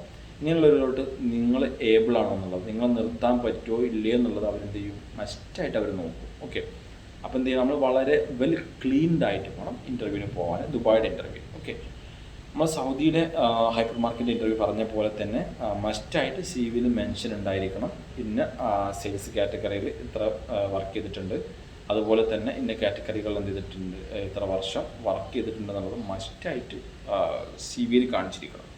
അത് നിർബന്ധമാണ്. ഓക്കെ, കാരണം സി വി അവർ നോക്കും. നിങ്ങൾ പേഴ്സണാലിറ്റി കാര്യങ്ങൾ നോക്കിക്കഴിഞ്ഞാൽ നെക്സ്റ്റ് എന്ത് ചെയ്യുന്നവർ സി വി ആയിരിക്കും അവർ മെയിനായിട്ട് നോക്കുക. അപ്പോൾ സി വിയിൽ ഇന്ന കാര്യങ്ങൾ വർക്ക് ചെയ്ത കാര്യങ്ങളെല്ലാം എന്തുണ്ടായിരിക്കണം, സി വിയിലുണ്ടായിരിക്കണം. നിങ്ങൾ ഇൻ്റർവ്യൂവിന് വരുമ്പോൾ മെയിനായിട്ട് ഇപ്പോൾ ഒരു ദുബായുടെ ഇൻ്റർവ്യൂ നിങ്ങൾ അറ്റൻഡ് ചെയ്യാൻ വരുമ്പോൾ പ്രത്യേകം ശ്രദ്ധിക്കേണ്ടത് നിങ്ങളുടെ ഫോർമൽ ഡ്രസ്സ്. ഞാൻ ഒരുപാട് ഇൻ്റർവ്യൂവിൽ കണ്ടിട്ടുള്ള ആളുകൾ ടീഷർട്ട് ഇട്ട് വരുന്നതാണ്. ടീഷർട്ട്, അതുപോലെ തന്നെ ബാഗി പാൻറ്റ്, ചെൽസി പാൻറ്റ്, ഇങ്ങനെയുള്ള വലിയ വലിയ ജീൻസ് പാൻറ്റുകളൊക്കെ ഇട്ട് വരും. ഒരു കാരണവശാലും എന്ത് ചെയ്യരുത്, അങ്ങനെയുള്ളൊരു ഡ്രസ്സിങ് ചെയ്തിട്ട് നിങ്ങൾ ഇൻ്റർവ്യൂവിന് വരരുത്. ഓക്കെ, നിങ്ങൾ ഫോർമൽ ഡ്രസ്സ്, ഒന്നില്ലെങ്കിൽ വൈറ്റ് ഷർട്ട്, ഇല്ലാന്നുണ്ടെങ്കിൽ എന്താ ലൈറ്റ് ആയിട്ടുള്ള ഏതെങ്കിലും ഷർട്ട്. ഓക്കെ, ലൈറ്റ് ബ്ലൂവോ അല്ലെങ്കിൽ ലൈറ്റ് ബ്ലാക്ക്, ഇങ്ങനെയൊക്കെയുള്ള എന്തെങ്കിലും എന്ത് ചെയ്യുക ഷർട്ട് കാര്യങ്ങൾ, ബ്ലാക്ക് പാൻറ്റ്, അതുപോലെ തന്നെ പറ്റുന്നുണ്ടെങ്കിൽ ഷൂ ഉണ്ടെങ്കിൽ എന്ത് ചെയ്യുക, ഫോർമൽ നോർമൽ ഷൂ കേട്ടോ, വലിയ ഷൂ അല്ല, ഫാഷൻ ഷൂ അല്ല, എക്സിക്യൂട്ടീവ് ഷൂ ഉണ്ടെങ്കിൽ എന്ത് ചെയ്യുക മസ്റ്റായിട്ട് അന്ന് വേറെ ചെയ്യുക. ആരെങ്കിലും ഫ്രണ്ട്സിൻ്റെ അടുത്തോ അടുത്തെങ്കിലൊക്കെ ഉണ്ടാവും, ജസ്റ്റ് ഇൻ്റർവ്യൂ അറ്റൻഡ് ചെയ്തിട്ട് വരാൻ വേണ്ടിയിട്ടൊന്ന് വേറെ ചെയ്യുന്നതിന് ബുദ്ധിമുട്ടുണ്ടാകത്തില്ല. അപ്പോൾ നിങ്ങൾ എന്ത് ചെയ്യാം, ഡ്രസ്സിങ് മസ്റ്റായിട്ട് നോക്കണം ദുബായ് കാറ്റഗറി വേക്കൻസികളാകുമ്പോൾ. ഓക്കെ, അതുപോലെ തന്നെ നമുക്ക് അതിൽ വരുന്ന ദുബായിലോട്ട് വരുന്ന മറ്റൊരു കാറ്റഗറി എന്ന് പറഞ്ഞു കഴിഞ്ഞാൽ ഇവർ ഹൈപ്പർ മാർക്കറ്റിലോട്ട് തന്നെ ക്യാഷർ കാറ്റഗറികൾ. ക്യാഷറും നമുക്ക് വലിയ എക്സ്പീരിയൻസിൻ്റെ ആവശ്യം ഉണ്ടാകത്തില്ല ദുബായ് ആകുമ്പോൾ. അപ്പോൾ അതിന് ബുച്ചർ കാറ്റഗറികൾ ഉണ്ടാവും, ഫിഷ് കട്ടിങ് ഉണ്ടാവും, നിങ്ങൾ ഒരുപാട് കാറ്റഗറികൾ എന്തുണ്ടാവും അതിലുണ്ടാവും. ഓക്കെ, അതുപോലെ തന്നെ സെക്യൂരിറ്റി ഗാർഡ് മറ്റൊന്നാണ് നമുക്ക് ഏറ്റവും കൂടുതൽ ദുബായിൽ എൻക്വയറി വരുന്ന സംഭവം എന്ന് പറഞ്ഞാൽ സെക്യൂരിറ്റി ഗാർഡ് കാറ്റഗറികളാണ്. നല്ല സാലറി പ്രൊവൈഡ് ചെയ്യുന്നൊരു കാറ്റഗറിയാണ്. ഏകദേശം അപ്രോക്സിമേറ്റ് ഒരു സെക്യൂരിറ്റി ഗാർഡ് വാക്കൻസി നോക്കുന്ന ഒരാൾക്ക് വേണ്ടെന്ന് പറഞ്ഞു കഴിഞ്ഞാൽ സൂട്ടബിൾ ആയിട്ടുള്ള ഹൈറ്റ് ആൻഡ് വെയിറ്റ് ആണ് അവർ മെയിനായിട്ട് നോക്കുക. ഹൈറ്റ്, വെയിറ്റ്, ദെൻ നിങ്ങളുടെ ഫിസിക്കൽ എബിലിറ്റി, അതുപോലെ തന്നെ നിങ്ങളുടെ ലാംഗ്വേജ് ഇംഗ്ലീഷ് എബിലിറ്റി, ഇങ്ങനെയുള്ള 2-3-4 കാര്യങ്ങൾ എന്ത് ചെയ്യും മസ്റ്റായിട്ട് അവർ നോക്കും. ഓക്കെ, അപ്പോൾ അതെന്ത് ചെയ്യണം, നല്ലപോലെ മെയിൻറ്റെയിൻ ചെയ്തിട്ട് വേണം നമ്മൾ പോകാൻ. ഫസ്റ്റ് ഓഫ് ഓൾ ഹൈറ്റ് ഏകദേശം 170 സെൻറ്റിമീറ്റർ അബോ എന്താണ് ഹൈറ്റ് വേണം. ആ ഹൈറ്റിനനുസരിച്ചുള്ള വെയിറ്റ് വേണം. ഓവർ വെയിറ്റ് ആയാൽ നിൽക്കാനുള്ള ബുദ്ധിമുട്ട് കാരണം എന്ത് ചെയ്യും, നമുക്ക് സെലക്ഷൻ കിട്ടത്തില്ല. അങ്ങനെ ഒരുപാട് അനുഭവങ്ങളുണ്ടായിട്ട് ഒരുപാട് പേര് എന്താ ഡിസ്ക്വാളിഫൈഡ് ആയി പോയിട്ടുണ്ട്. എന്ത് കാരണം, ഈ ഒരു ഓവർ ഹൈറ്റ് വന്നു കഴിഞ്ഞാൽ എന്ത് ചെയ്യാൻ പറ്റത്തില്ല, ചിലപ്പോൾ ആളുകൾക്ക് നിൽക്കാൻ പ്രയാസമായിരിക്കും. വെയിറ്റ് ആയി കഴിഞ്ഞാൽ, ഓവർ വെയിറ്റ് ആയി കഴിഞ്ഞാൽ നിൽക്കാൻ പ്രയാസമായിരുന്ന ആൾക്ക് ഒരിക്കലും എന്ത് ചെയ്യാം, സെക്യൂരിറ്റി ഗാർഡ് എന്നുള്ള ജോലി ചെയ്യാൻ പറ്റത്തില്ല. ഓക്കെ, അതുപോലെ തന്നെ പറഞ്ഞ പോലെ തന്നെ മൈഗ്രേഷൻ്റെ പ്രശ്നങ്ങൾ, അങ്ങനെ പ്രശ്നങ്ങളൊക്കെ ഉള്ളവർക്ക് എന്ത് ചെയ്യില്ല, ആരുടെ ജോലി ഏബിൾ അല്ല. ഇത് സെക്യൂരിറ്റി ഗാർഡിൻ്റെ ജോബ് എന്ന് പറഞ്ഞാൽ സ്റ്റാർട്ടിങ് നമുക്ക് സാലറി വരിക 1800 ദിർഹം സാലറിയാണ് വരിക. അപ്രോക്സിമേറ്റ് 1800 ദിർഹം സാലറി. പ്ലസ് 2-3 കമ്പനികളുണ്ട്, കമ്പനി പേര് ഞാൻ പറയുന്നില്ല, കമ്പനികളുണ്ട്. നമുക്ക് ഒരുപാട് ഓപ്പർച്യൂണിറ്റീസാണ് അവർ തരുന്നത്. നിങ്ങൾ ജസ്റ്റ് സ്റ്റാർട്ട് ചെയ്യുമ്പോൾ ഒരു സെക്യൂരിറ്റി ഗാർഡ് വർക്ക് സ്റ്റാർട്ട് ചെയ്യുമ്പോൾ ഈ 1800 റിയാൽ സാലറി അപ്രോക്സിമേറ്റ് നിങ്ങളുടെ ട്രെയിനിങ്ങും അതുപോലെ തന്നെ നിങ്ങളുടെ കുറച്ച് എക്സ്പീരിയൻസും കൂടെ ആയിക്കഴിഞ്ഞാൽ അപ്രോക്സിമേറ്റ് ഏകദേശം 2200-2300 basic salary plus accommodation plus food. അതുപോലെ തന്നെ നിങ്ങളൊരു പുതുതായിട്ട് മാരേജ് ചെയ്യുന്ന പോകുന്ന ആളാണെന്നുണ്ടെങ്കിൽ നിങ്ങൾക്ക് അതിനുള്ള ക്യാഷ് അപ്രോക്സിമേറ്റ് ഒരു 20,000 30,000 ഒക്കെ മാരേജിനുള്ള ക്യാഷ്. അതുപോലെ തന്നെ ന്യൂ ബേബി പുതിയ കുട്ടികളൊക്കെ ഉണ്ടാകുന്നുണ്ടെങ്കിൽ അതിന് ക്യാഷ്. അതുപോലെ തന്നെ ഇൻഷുറൻസ്, ഇങ്ങനെ ഒരുപാട് ഓപ്പർച്യൂണിറ്റീസുകൾ എന്തുണ്ട് ദുബായ് നമ്മൾ പ്രവാസികൾക്ക് സെക്യൂരിറ്റി ഗാർഡായിട്ടുള്ള പ്രവാസികൾക്ക് എന്ത് ചെയ്യുന്നുണ്ട്. ഓക്കെ, അപ്പോൾ നല്ലൊരു ഓപ്പർച്യൂണിറ്റീസാണ് എന്ത് ചെയ്യുന്നത് ദുബായ് സെക്യൂരിറ്റി ഗാർഡ് എന്ന് പറഞ്ഞ ഓപ്പർച്യൂണിറ്റി. നമുക്ക് ഒരുപാട് വരുന്നതാണ് നമ്മുടെ അത് നോക്കിയാൽ മതി, നമ്മുടെ ഇതിൽ തന്നെ ഉണ്ടാവും, യൂട്യൂബിലുണ്ടാവും, അതുപോലെ തന്നെ നമ്മുടെ ഇൻസ്റ്റാഗ്രാമിലൊക്കെ നമ്മൾ ഡെയിലി അപ്ഡേറ്റ് ചെയ്യുന്നതാണ്. ഓക്കെ, അതുപോലെ തന്നെ ദുബായിൽ ഡ്രൈവർ കാറ്റഗറി ഉണ്ടോ എന്ന് വെച്ചിട്ട് ഒരുപാട് പേര് നമ്മൾ കോൺടാക്ട് ചെയ്യാറുണ്ട്. ദുബായ് നമുക്ക് മെയിനായിട്ട് ഹൗസ് ഡ്രൈവർ എന്ന് പറഞ്ഞ കാറ്റഗറി ദുബായ് വരാറില്ല. ഓക്കെ, കാരണം അങ്ങനെ ഒരു ഓപ്പർച്യൂണിറ്റി ദുബായ് ഇല്ല, കുറവെന്ന് പറഞ്ഞു കഴിഞ്ഞാൽ 100-ൽ 5% എന്തുണ്ടാകത്തുള്ളൂ ഹൗസ് ഡ്രൈവർ എന്നുള്ളൊരു കാറ്റഗറി ദുബായിലുള്ളൂ. കാരണം ഒക്കെ പേഴ്സണലായിട്ട് ലക്ഷറി അറിയാലോ, ദുബായ് എന്ന് പറഞ്ഞാൽ ലക്ഷറി വെഹിക്കിൾസും കാര്യങ്ങളും പേഴ്സണലായിട്ട് ഡ്രൈവ് ചെയ്ത് ഓഫീസിൽ പോകുന്ന ആളുകളെ 99% ദുബായിലുള്ളൂ. ഓക്കെ, അവർ അപ്പോൾ എന്താ അവിടെ ഹൗസ് ഡ്രൈവർ കാറ്റഗറി നമ്മൾ കുറയും. പിന്നെ അവിടെ വരുന്ന ദുബായ് വരുന്നത് വെച്ച് കഴിഞ്ഞാൽ ദുബായ് ലൈസൻസ് ഹോൾഡേഴ്സ് ആയിട്ടുള്ളവർക്ക് ടാക്സി ഡ്രൈവർ വാക്കൻസികൾ ഇടയ്ക്ക് നമുക്ക് വരാറുണ്ട്. മേ ബി ഇയർലി ഒരു 2 times ഒക്കെ നമുക്ക് എന്ത് ചെയ്യാറുണ്ട്, ടാക്സി ഡ്രൈവറെ വാക്കൻസി വരാറുണ്ട്. ദുബായ് ലൈസൻസ് ഹോൾഡേഴ്സ് ആയിട്ടുള്ള ആളുകൾക്ക് 1800 മുതൽ 2200 AED വരെ സാലറി പ്ലസ് അക്കോമഡേഷൻ എന്നൊക്കെ പറഞ്ഞിട്ട് നമുക്ക് എന്ത് ചെയ്യാറുണ്ട്, ദുബായ് ടാക്സി ഡ്രൈവർ കാറ്റഗറികൾ വരാറുണ്ട്. പിന്നെ മറ്റൊന്നും പറഞ്ഞാൽ ഹെവി ലൈസൻസ് ഉള്ള ആളുകൾ, ദുബായ് ഹെവി ലൈസൻസ്ഡ് ആയിട്ടുള്ള ആളുകളാണെന്നുണ്ടെങ്കിൽ നമുക്ക് എന്തുണ്ട് ദുബായിലോട്ട് വാക്കൻസി വരാറുണ്ട്. ബസ് ഡ്രൈവർ കാറ്റഗറികൾ ഇപ്പോൾ നിലവിൽ നമുക്ക് എന്ത് ചെയ്യുന്നുണ്ട്, ബസ് ഡ്രൈവർ കാറ്റഗറികൾ ഒരുപാട് ദുബായിലോട്ട് വരുന്നുണ്ട്. ഓക്കെ, പിന്നെ നമ്മൾ ആദ്യം പറഞ്ഞൊരു കാര്യത്തിൽ ഇപ്പോഴും ആളുകൾക്ക് ചെറിയ ഡൗട്ട് കാര്യങ്ങളുണ്ടാവും, വിസിറ്റ് എംപ്ലോയ്മെൻറ്റ് വിസ തമ്മിലുള്ള ചേഞ്ച് എന്താണെന്നുള്ളത്. ഓക്കെ, ഈ ഒരു എംപ്ലോയ്മെൻറ്റ് വിസയ്ക്ക് നിങ്ങൾ പോവുകയാണെന്നുണ്ടെങ്കിൽ അവിടെ മെയിൻ മറ്റൊരു സംഭവം എന്ന് വെച്ച് കഴിഞ്ഞാൽ നിങ്ങളുടെ വിസ എമൗണ്ട്, നാട്ടിൽ വിസ അടിച്ചിട്ടാണ് നിങ്ങൾ പോവുക, നിങ്ങളുടെ വിസ എമൗണ്ട് സാലറിയിൽ നിന്ന് മേ ബി ഒരു 50%, എല്ലാ കമ്പനിക്കും ഞാൻ പറയുന്നില്ല, എല്ലാ ഹൈപ്പർ മാർക്കറ്റും ഞാൻ പറയുന്നില്ല, പിടിക്കുന്നവരുണ്ട് പിടിക്കാത്തവരുണ്ട്. ഒരു പിടിക്കുന്നതിന് അവർ കണക്കുണ്ട്. ഇപ്പോൾ ഒരു ദുബായിയുടെ റൂൾ അനുസരിച്ച് പ്രത്യേക കണക്കുണ്ട്. ആ കണക്ക് പ്രകാരം നിങ്ങളുടെ എന്ത് ചെയ്യുള്ളൂ, സാലറിയിൽ നിന്ന് അവരെന്ത് ചെയ്യുള്ളൂ, ഇത്ര എമൗണ്ട് എന്ത് ചെയ്തുള്ളൂ, കട്ടാക്കത്തുള്ളൂ. ഓക്കെ, നിങ്ങൾ എംപ്ലോയ്മെൻറ്റ് വിസയ്ക്ക് പോകുന്നുണ്ടെങ്കിൽ ആ സമയത്ത് നിങ്ങൾ വിസിറ്റ് എംപ്ലോയ്മെൻറ്റാണ് പോകുന്നുണ്ടെങ്കിൽ എന്തില്ല, അവിടെ വേറെ കട്ടിങ്ങോ കാര്യങ്ങളോ ഇല്ല. നിങ്ങളുടെ വർക്ക് കാര്യങ്ങൾ നോക്കിയിട്ട് അവിടെ നിന്ന് വിസ അടിക്കുകയാണ്. ഓക്കെ, അവിടെ നിന്ന് വിസ അടിക്കുമ്പോൾ എന്ത് ചെയ്യത്തില്ല, അത്ര വലിയ എക്സ്പെൻസോ കാര്യങ്ങളോ അവിടെ വരത്തില്ല. അങ്ങനെ ഒരു 2 കാറ്റഗറിയാണ് ഈ വിസിറ്റ് എംപ്ലോയ്മെൻറ്റ് വിസ തമ്മിലുള്ള മാറ്റം എന്ന് പറയുന്നത്. ഓക്കെ, ഞാൻ പറഞ്ഞു എന്ന് വെച്ച് കഴിഞ്ഞാൽ ഒരിക്കലും വിസിറ്റ് എംപ്ലോയ്മെൻറ്റ് വർക്കിന് പോകുന്നവർ പേടിക്കേണ്ട ഒരു ആവശ്യമില്ല. നിങ്ങൾ പോകുന്ന സമയത്ത് കയ്യിൽ കീപ്പ് ചെയ്യേണ്ടതെന്ന് പറഞ്ഞു കഴിഞ്ഞാൽ നിങ്ങൾക്ക് ട്രാവൽസുകാർ പറഞ്ഞു തരും, അല്ലാന്നുണ്ടെങ്കിൽ നമ്മൾ ഡയറക്റ്റ് കോൺടാക്ട് ചെയ്താൽ നമ്മൾ പറഞ്ഞു തരും. നിങ്ങൾ പോകുമ്പോൾ കൈ പിടിക്കേണ്ടത് നിങ്ങളുടെ അങ്ങോട്ട് പോകാനുള്ള ടിക്കറ്റ്. ഓക്കെ, അത് പോകാനുള്ള ടിക്കറ്റ്, അതുപോലെ തന്നെ റിട്ടേൺ ടിക്കറ്റിൻ്റെ കോപ്പി കാര്യങ്ങൾ. അതുപോലെ തന്നെ നിങ്ങൾ കൈ പിടിക്കേണ്ട മറ്റൊന്നെന്ന് പറഞ്ഞു കഴിഞ്ഞാൽ പോകാനുള്ള ടിക്കറ്റ്. ഓക്കെ, നമ്മൾ ശ്രദ്ധിക്കുക, പോകാനുള്ള ടിക്കറ്റ്, അതുപോലെ തന്നെ റിട്ടേൺ ടിക്കറ്റിൻ്റെത്, അതുപോലെ തന്നെ നമ്മുടെ പാസ്പോർട്ടിൻ്റെ ഒറിജിനൽ പാസ്പോർട്ട് കാര്യങ്ങൾ, പാസ്പോർട്ട് സൈസ് ഫോട്ടോ തന്നെ കൈ പിടിക്കുക. മറ്റൊന്ന് പറഞ്ഞു കഴിഞ്ഞാൽ നിങ്ങൾ അവിടെ പോയിട്ട് സ്റ്റേ ചെയ്യുന്ന ഹോട്ടലിൻ്റെ, ഓക്കെ, ഹോട്ടൽ ബുക്ക് ചെയ്തിട്ടുള്ളതിൻ്റെ ഡീറ്റെയിൽ കാര്യങ്ങൾ എന്തെങ്കിലും, അതുപോലെ തന്നെ അതില്ലാന്നുണ്ടെങ്കിൽ നിങ്ങളെ പിക്ക് ചെയ്യാൻ വരുന്നതോ അല്ലെങ്കിൽ പിന്നെ റിലേറ്റീവ്സോ ഫാമിലീസോ ആരെങ്കിലും ഉണ്ടെങ്കിൽ അവരുടെ ആരുടെയെങ്കിലും ID കാർഡോ കാര്യങ്ങളോ ചെയ്താൽ മതി, ഒന്ന് ഷോ ചെയ്താൽ മതി, നിങ്ങൾക്ക് പോകാൻ പറ്റും. ഓക്കെ, അങ്ങനെയാണ് ദുബായിയുടെ വിസിറ്റ് ടു എംപ്ലോയ്മെൻറ്റ് കാറ്റഗറികൾ വരുന്നത്. ഓക്കെ, അപ്പോൾ ഇത്രയും കാറ്റഗറികളാണ് നമുക്ക് ദുബായിലോട്ടുള്ളത്. ഇനി നമ്മുടെ അടുത്ത കൺട്രി, അപ്പോൾ നമ്മൾ സൗദി പറഞ്ഞു, ദുബായ് പറഞ്ഞു, ഇനി ഒമാൻ. നമുക്ക് ഒരുപാട് ഓപ്പർച്യൂണിറ്റീസുകൾ വരുന്നതാണ് ഒമാൻ. മറ്റേത് കൺട്രികളെയും പോലെയല്ല, വിസ നിങ്ങൾ റെഡിയുള്ള ഓപ്പർച്യൂണിറ്റീസ് വന്നു കഴിഞ്ഞാൽ മെഡിക്കൽ എടുത്താൽ വിത്തിൻ 1 വീക്ക് കൊണ്ട് വിസ. അങ്ങനെയാണ് ഒമാൻ്റെത് വരുന്നത്. ഓക്കെ, അപ്പോൾ ഒമാനിലോട്ട് നമുക്ക് ഇപ്പോൾ അടുത്ത് വന്നിട്ട് നല്ലൊരു ഓപ്പർച്യൂണിറ്റി എന്ന് പറഞ്ഞു കഴിഞ്ഞാൽ ഒമാൻ്റെ ബിഗ് സൂപ്പർ മാർക്കറ്റ് എന്ന് പറഞ്ഞിട്ടുള്ള സൂപ്പർ മാർക്കറ്റിലോട്ട് ബൾക്കായിട്ടുള്ള വാക്കൻസി നമുക്ക് വന്നിട്ടുണ്ട്. ഓക്കെ, അത് ഒരുപാട് കാറ്റഗറികളുണ്ട്, വലിയ ഷോപ്പാണ്, ഒമാനിലുടനീളമുള്ള സ്ഥാപനമാണ് ബിഗ് ഹൈപ്പർ മാർക്കറ്റ് എന്ന് പറഞ്ഞാൽ. അവിടെ നിങ്ങൾക്ക് വരുന്ന വർക്ക് എന്ന് പറഞ്ഞു കഴിഞ്ഞാൽ ഫസ്റ്റ് ഓഫ് ഓൾ നമുക്ക് സെയിൽസ് കാറ്റഗറിയിലോട്ട് വരുന്നുണ്ട്. അതുപോലെ തന്നെ cashier category. Okay, sales, cashier, അതുപോലെ തന്നെ മറ്റൊന്നെന്ന് പറഞ്ഞു കഴിഞ്ഞാൽ സെൽഫ് കാര്യങ്ങളൊക്കെ ക്ലിയർ ചെയ്ത് വെക്കുന്ന സെൽഫ് കൺട്രോളിങ്, അതുപോലെ തന്നെ ഓൾറൗണ്ടർ, അതുപോലെ തന്നെ ട്രോളി ബോയ്, അതുപോലെ തന്നെ ഗ്രൗണ്ട് ലേബർ, അതുപോലെ തന്നെ ലോഡിങ് അൺലോഡിങ് ലേബർ.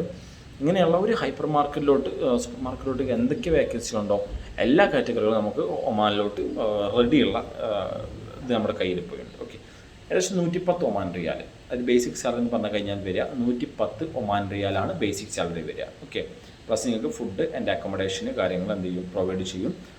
പ്രത്യേകം ശ്രദ്ധിക്കുക, ഹൈപ്പർ മാർക്കറ്റ് സൂപ്പർ മാർക്കറ്റ് നമ്മൾ ഇത്രത്തോളം പറഞ്ഞ എല്ലാ കൺട്രികളിലും 10 മണിക്കൂർ അബോ ഡ്യൂട്ടി നിങ്ങൾ എന്തായാലും പ്രതീക്ഷിക്കണം. ഓക്കെ, 10 മണിക്കൂർ 11 മണിക്കൂർ, അതിൽ ലഞ്ച് ബ്രേക്ക് ഉണ്ടാവും, ഒരു 1 hour and 2 hour 1.5 hour ഒക്കെ നമുക്ക് എന്ത് ചെയ്യും, മേ ബി ലഞ്ച് ബ്രേക്ക് കാര്യങ്ങൾ നമുക്ക് കിട്ടും. ഓക്കെ, അപ്പോൾ അതും കൂടെ കൂട്ടിയിട്ടാണ് ഞാൻ എന്ത് ചെയ്യുന്നത്, ഈ ഒരു വർക്കിംഗ് അവറിൻ്റെ കാര്യങ്ങൾ നിങ്ങൾ പറഞ്ഞു. 110 ഒമാൻ റിയാൽ ആയിരിക്കും ബേസിക് സാലറി ഉണ്ടാവുക. ഓക്കെ, അത് നിങ്ങൾ വെച്ച് കഴിഞ്ഞാൽ റെഡി ആണെങ്കിൽ ജസ്റ്റ് നിങ്ങളുടെ ഡോക്യുമെൻറ്റ്സ് ഫുൾ, അതുപോലെ തന്നെ ഫുൾ സൈസ് ഫോട്ടോ കൂടെ അയച്ചു കഴിഞ്ഞാൽ സ്പോട്ടിൽ അപ്രൂവലാണ്. ഓക്കെ, അയച്ചു കൊടുത്തു കഴിഞ്ഞാൽ നിങ്ങൾ അവർ ചെക്ക് ചെയ്യും, നിങ്ങളുടെ എബിലിറ്റി കാര്യങ്ങൾ ചെക്ക് ചെയ്യും, നിങ്ങൾ ഏത് വേക്കൻസിക്ക് പറ്റിയതെന്നുള്ളത് ചെക്ക് ചെയ്യും.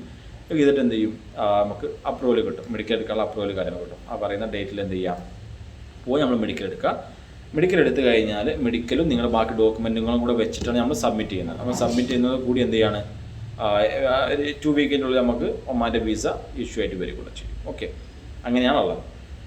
ഓക്കെ, അപ്പോൾ ഒമാനിൽ ഇത്രയും വേക്കൻസി ഉള്ളത്. പിന്നെ ഒമാനിൽ നമുക്ക് സെക്യൂരിറ്റി ഗാർഡിൻ്റെ വേക്കൻസീസ് വരാറുണ്ട്. ഓൺലി മുസ്ലിംസ് മതി, ഓൺലി കേരള കാൻഡിഡേറ്റ് മതി എന്ന് പറഞ്ഞുകൊണ്ട് നമുക്ക് എന്ത് ചെയ്യാറുണ്ട്, ഒമാനിലോട്ട് വരാറുണ്ട്.